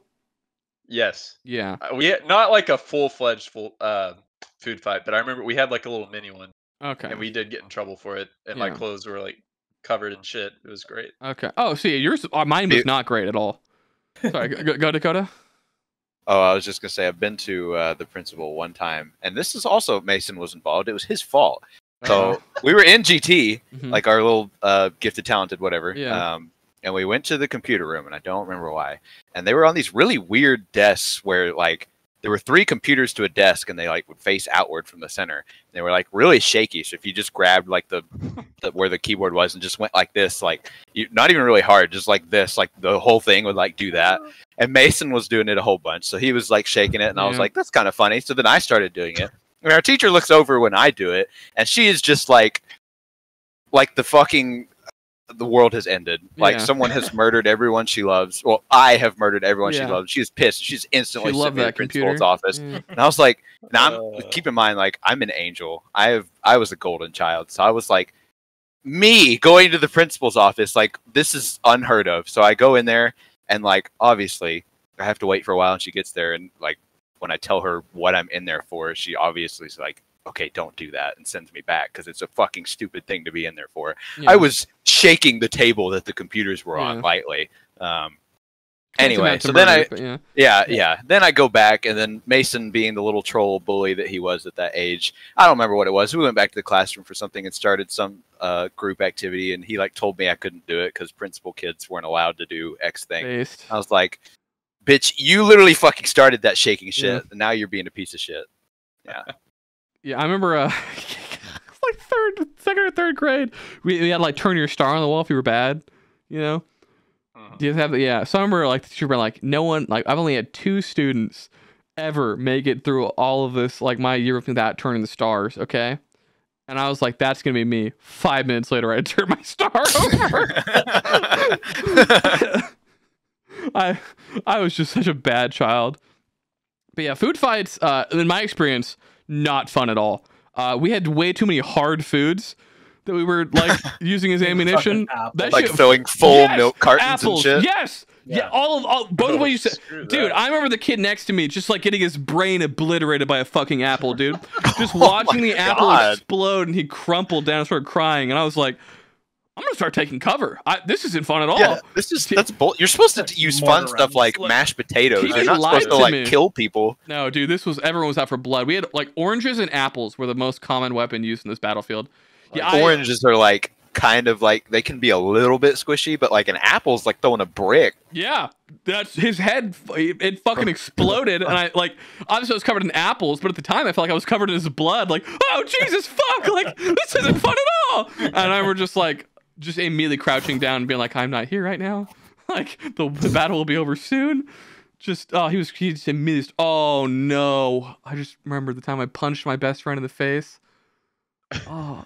You shouldn't do those things. You guys, so someone had just done this to me. They're like, yeah, if your hand is bigger than your face, you have cancer. Right? I remember that one. That was an awesome one. Yeah. And somebody, hit me, and I was like, damn, I'm pranked. So I walked over to Andrew and I said, if your hand is bigger than your face, he's like, oh, no, I don't think it. And then I punched him right in the just square in the nose. Yeah, that was not my best bet. And the fucking lunch lady was like, what the fuck? Like, what are you doing? Like, you're in trouble now. I was like, yeah, I deserve that. Yeah, we had that, but our most memorable, annoying, like physical thing we did to each other, it was like 5th grade or so was when it was the phase. Speaking of tasers, we called it tasering, and really all it is you just take a single finger and you stick it into their side as hard as you can. Okay. I hated Yeah, that. we've done that. They So, were, yeah. they were full on wars, and that was not pleasant. Dakota, why is your mic making horrible sounds? It does that. Oh, Hold okay. on. Keep talking. I'll fix Yes. it. Just make the sounds louder. Dude, now I'm just like flashing back to childhood memories of like just being an evil child. There was this, I remember this one girl, Diana. She was just like unbelievably petite, tiny Asian girl with glasses. We were playing dodgeball, man. And I'll never forget, dude. the unbelievable. Oh my god, the most like the athletic kid who like he hit puberty like 2 years before everyone else, just full sending this fucking ball at her head, and we're just watching it hit her head and watching her glasses explode into like 50 different directions, and she just ragdolled, and everyone else was like, and I was just crying laughing. It was the funniest thing I'd ever seen, and everyone thought I was a monster for just laughing as hard as I could. Like I couldn't stop laughing, and everyone was so concerned. It was just so fucking funny. The bad person right from the start. Oh, I can still see it. The speed and force at which the ball mushed her fucking face, and just like the plastic going everywhere. It was just so fucking funny. Such a traumatic memory in her life. Oh yeah, She's in like therapy right now. Most Yeah. humiliating moment ever. That fucking Dylan Whitehead. yeah. Laughing at Oh me. shoot, I was just so fucking. It was so funny, man. Ugh. Just like in middle school, this poor kid named Gavin got pantsed, and he just hadn't hit puberty left, so he still had a baby dick. He had to transfer school, so everyone called him Baby Dick.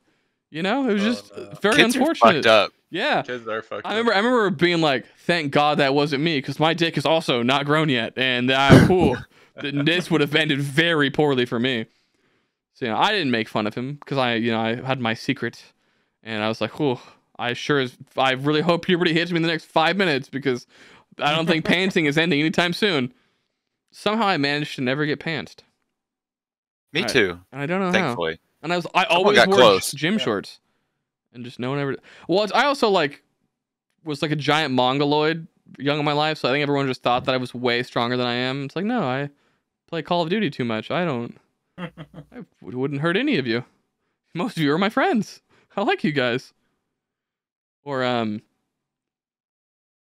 you guys ever have like someone like get on their hands and knees behind you, and the person in front of you pushes you? And so High-low. Oh, High-low. I've Yes. seen that so much. I got high-lowed once. So like, I have not gotten into many physical altercations in my life, but usually if I do, it's because something happened to me that I didn't like, and I need to let everyone know to never do it to me again.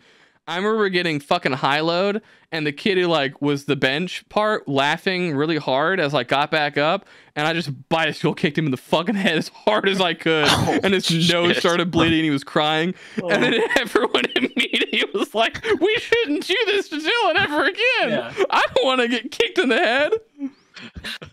Or like, I remember just he's stood up, and there was just like blood pouring out of his face. I remember being like, oh, thank God, no one's ever gonna do this to me again. Like, this is a perfect example of like, what happens. Or like a kid took my water bottle at lunch, and he was like, "It's mine now, bitch. I'm thirsty." I remember being like, "Water bottles are my favorite part of lunch. This can't ever happen to me again." So I like he's drinking it, and he's like taking a little sip, and I remember like uppercutting the water bottle like into his face, and like his like lip was all bloody and shit. And then as soon as that happened, he like squares up, and I realize, oh, I don't know how to fight. This wasn't a good idea. He's not backed down. He's decided to continue the bullying. This isn't gonna end well for me at all. And divine intervention, dude. The fucking security guard just clothesline tackles him, just fucking ragdolls him, and I'm like, divine intervention! I don't have to fight somebody. Let's go! And then we had to go to the principal's office. And this is Eric Fernandez. He's now a heroin addict. His life is ruined. Get fucked. I won that battle. Let's go, boys. Hell I yeah. remember the principal, pulls up our files, and his file has like a bunch of like shit on it. There's like a lightning bolt and a fucking hammer, because he's just been a bad kid his entire life. And there's like nothing on mine. So I just lie and say that I never touched him at all. He just tried to beat me up. And he's like, oh, but that's not true. And the principal's like, Eric, you've got like fucking 13 lightning bolts on your name. Like, I don't believe you. And we're being like, let's go. Like, not only did you get tackled by a grown adult and emasculated in front of everyone, I lied, and now you're in trouble. Granted, you started it and stole from me, but, I didn't, because usually like schools have the dumb fucking rule of like, well, if Zero Timmy tolerance policy. stabs you in the neck Yeah. and pulls your dick out and starts jacking you off, if you slap him, you're both going to be sex offenders now. It's like, what the fuck? Like, Yeah, that shit was dumb. it's fucking worse. It's like, I mean, it probably worked. It probably did stop a lot of violence now that I think about it. But it's cringe. Very cringe. Or like, Very cringe. did you guys find out about the infinite money glitch at your high schools? Most people just forget to take the change that you get from the vending machine. Every day, I would walk around and check the fucking change pocket, and I would just make like $3 every day. Just Passive income. passive income. Well, Always choose I mean, active. I had to have my fucking You're doing route your that I route. was farming. Yeah. Talking to my friends. I remember there was this like really quiet kid who like he was a mute. He didn't talk to anyone, and me and my friend like were like, let's go be friends with this guy because when he shoots up the school, we don't want to die. So we were just super nice to the guy, and we were like unbelievably friendly and nice to him. And then he transferred schools, and we were like, well, those people are all gonna die now because we formed a lot of rapport here to prevent him from murdering everyone, and that was all wasted. You did the rep grind that no one else was going to. Yeah, I did that a lot in high Direct school. grind. Anyone that was on my radar as school shooter, listen, we were gonna have a lot of one-on-one lunches. You know, I was gonna get to learn a lot about you. Is this why offline is full of weirdos? Yes. So remember the No. the Colorado shooting? The guy had like Joker hair. Do you guys remember that at all? The Aurora. Yeah. So that happens. His like thing gets published and all this stuff. Like 2 weeks later, the weird kid comes to school with the exact same haircut. It's now green, and I'm like, we're having lunch every day for the next week.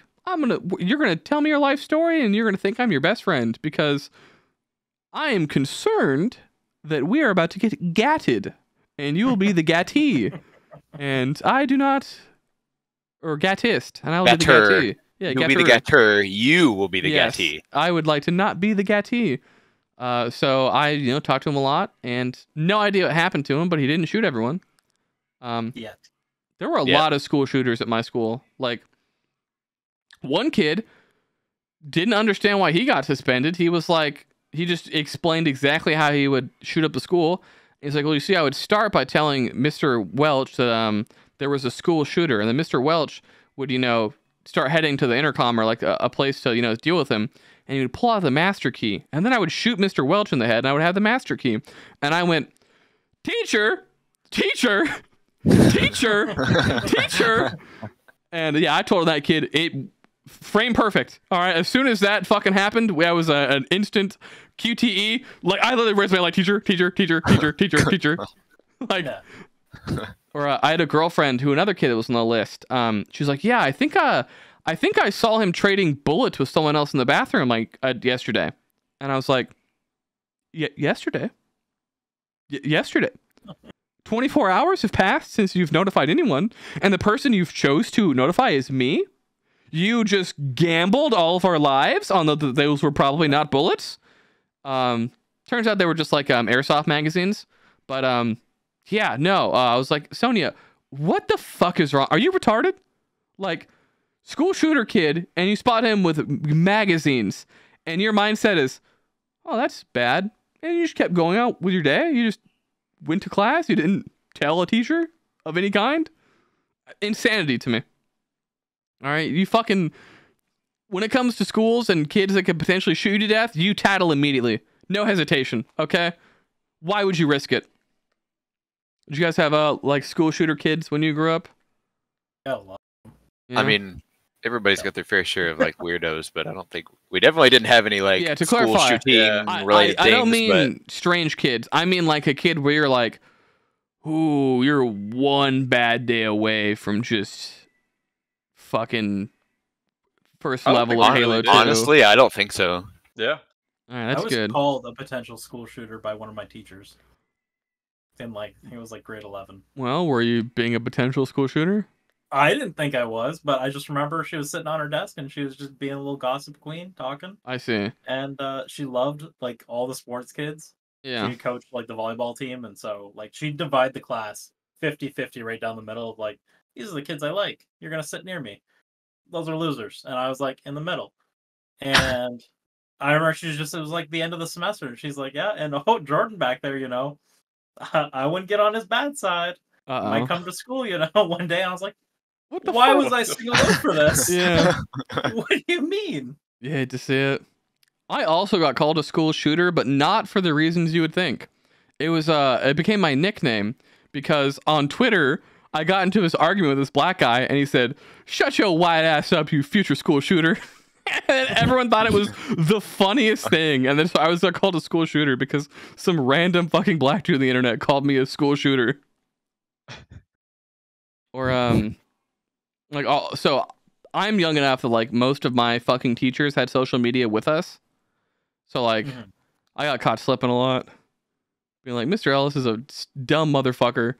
And Mr. Ellis has liked your tweet. I mean, like, this was not my best move. This was a suboptimal play.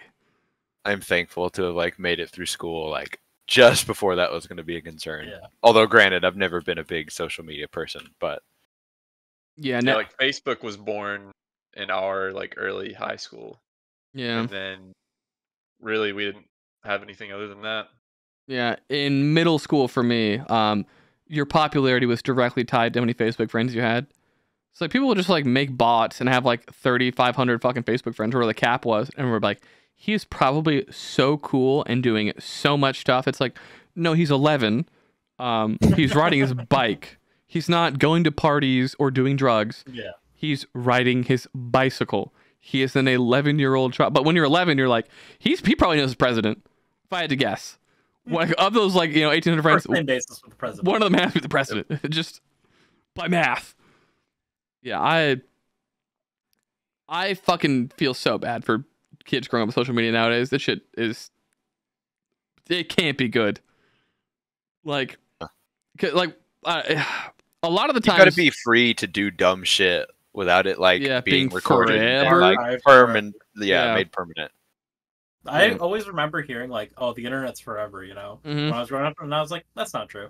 I can't even find websites. I was on last week." Yeah. Like, Yeah. But now that is more true than ever. It's like, no, yeah, it is now forever. I had that same thought like 2 days ago. Funnily enough, while looking, so I have a separate Reddit account on my phone called AnySPIDERPorn, which I only use to look at porn subreddits. But also, I've accidentally saved a lot of like other Reddit posts from normal Reddit that like are important to me on there, where it's like a list of every Yu-Gi-Oh card. And so like oftentimes like I'll have to be on that account to like find these fucking Yu-Gi-Oh cards, because I'm And you're just scrolling through all this nasty shit to get to Well, I mean, something like Yu-Gi-Oh. it's in your saves tab, so it takes like 4 seconds to get there. But like, sometimes Scrolling through all the other saved posts. based, yeah. So like sometimes I'll just click the history button and I'll just whirlwind fucking scroll up to like get to as far back to like posts from 4 years ago, and every account is deleted, right? Because like these women are like, why did I do this? This was showing pictures of my butthole and my face was a suboptimal move, it turns out. And then it's like, oh yeah, no wait, the internet's forever. Every single one of these like threads has like here's the archive post, and it's like, Yeah. oh, these poor women just did not consider that like, yeah, having your face and butthole in the same picture is not the play. Suboptimal for like your anonymity. Or like I get mad a lot when I like read the titles for porn posts. They upset me. Where it's like, hee hee, I'm so shy. It's like you have grabbed your fucking bat wings and you've spread yourself open to show like the 30-meter deep cavern that is your pussy. What the fuck do you mean you're shy? And I'll, like half my comments on my fucking porn account are like, this is ridiculous. You're not shy at all. This is preposterous. You're an idiot. Like, change the title right now. I'm upset. Unsubscribing. Yeah, until you get because it's more like, subscribers. I feel like every time I read a comment on a porn anything, I'm just like, who the fuck are you? What's wrong with you? The porn post comments are really interesting. Like, there are people that are genuinely in their heart of hearts, they're like, this is the end. They're like, baby girl, you are so beautiful. Let me see your pussy. And it's like, no, there's no way this comment ends in any way that you think it's ending. Like, wrong. Incorrect. And so I like to spice up the comments by just posting completely off topic, inane shit. It's it entertains me. It's how I keep myself sane. But yeah, I oftentimes think about like you'll just see like a porn post. It's like 15,000 upvotes, and it's like 15,000 people were like, I'm gonna let the algorithm know that this is yes, I'm interested. Click, and it's like, who the fuck are these people liking and commenting on pornography posts? I don't even like and comment on most YouTube videos, and yet there are people that are like, what? You comment on every one you watch? Well, duh. It's you like, gotta let them know. Leave a review. Like the only YouTube comment I think I've talked about this before, but I've gone back and I've like looked at every comment that I've left. 9 times out of 10, it's like me commenting like a small creators thing to like bump it through the algorithm. There's one time I saw a fucking PUBG video that pissed me off, and it was just this guy like talking about how good he was, and all he did was play on Xbox in third person, and he laid down on a hill with a DP-28, and he killed Based. like 4 people that were like AFK, and he's just talking about how good he is, and I fucking left the most scathing review judging his tactics, and I was like, the circle was coming in from your western side, and you set your focus to the north, you know, something that a fucking fool would do. And I like sometimes will look back at that comment and I'm just like, what the fuck is wrong with me? I would love to read that. Why did I post this? I was just so unnecessarily mean to this poor fucking dude who's like, I'm gonna share my cool kill with the world. And me, just like, you fucking suck. Humble people sometimes. I remember the first time I uploaded something, it was some shitty like montage of some of my like Halo 3 clips from theater. Based. And I put it on like MySpace or something, because that's the era we were in. Yeah. And I got one comment on it, and it was a guy who just said, the letter U, you suck. Nice. Some total random I didn't know. So one of my first videos I ever made, this comment lives with me night and day, because it's my favorite fucking comment. Chip probably already knows it. I fucking post this on like a subreddit of some kind, and the guy goes, wow, great video, never make one again. I started laughing. It was it's my favorite thing that anyone has ever said to me. Like, just wow, amazing video. Stop doing this. Never again. It's awful. Oh fuck. Jay, do you need to go pick up your girlfriend from the fucking train station? I do. Okay. I might be making her wait a little bit now. Okay, yeah. I think we're about 45 minutes past your stop time. Yeah. No biggie. Yeah. Dude, that just means it's been a good conversation, you know? Just keep going. Exactly. Yeah. Good bits. May, I hope you're recovering well in the hospital from the fictitious car crash I wished upon you. See you next week. Bye.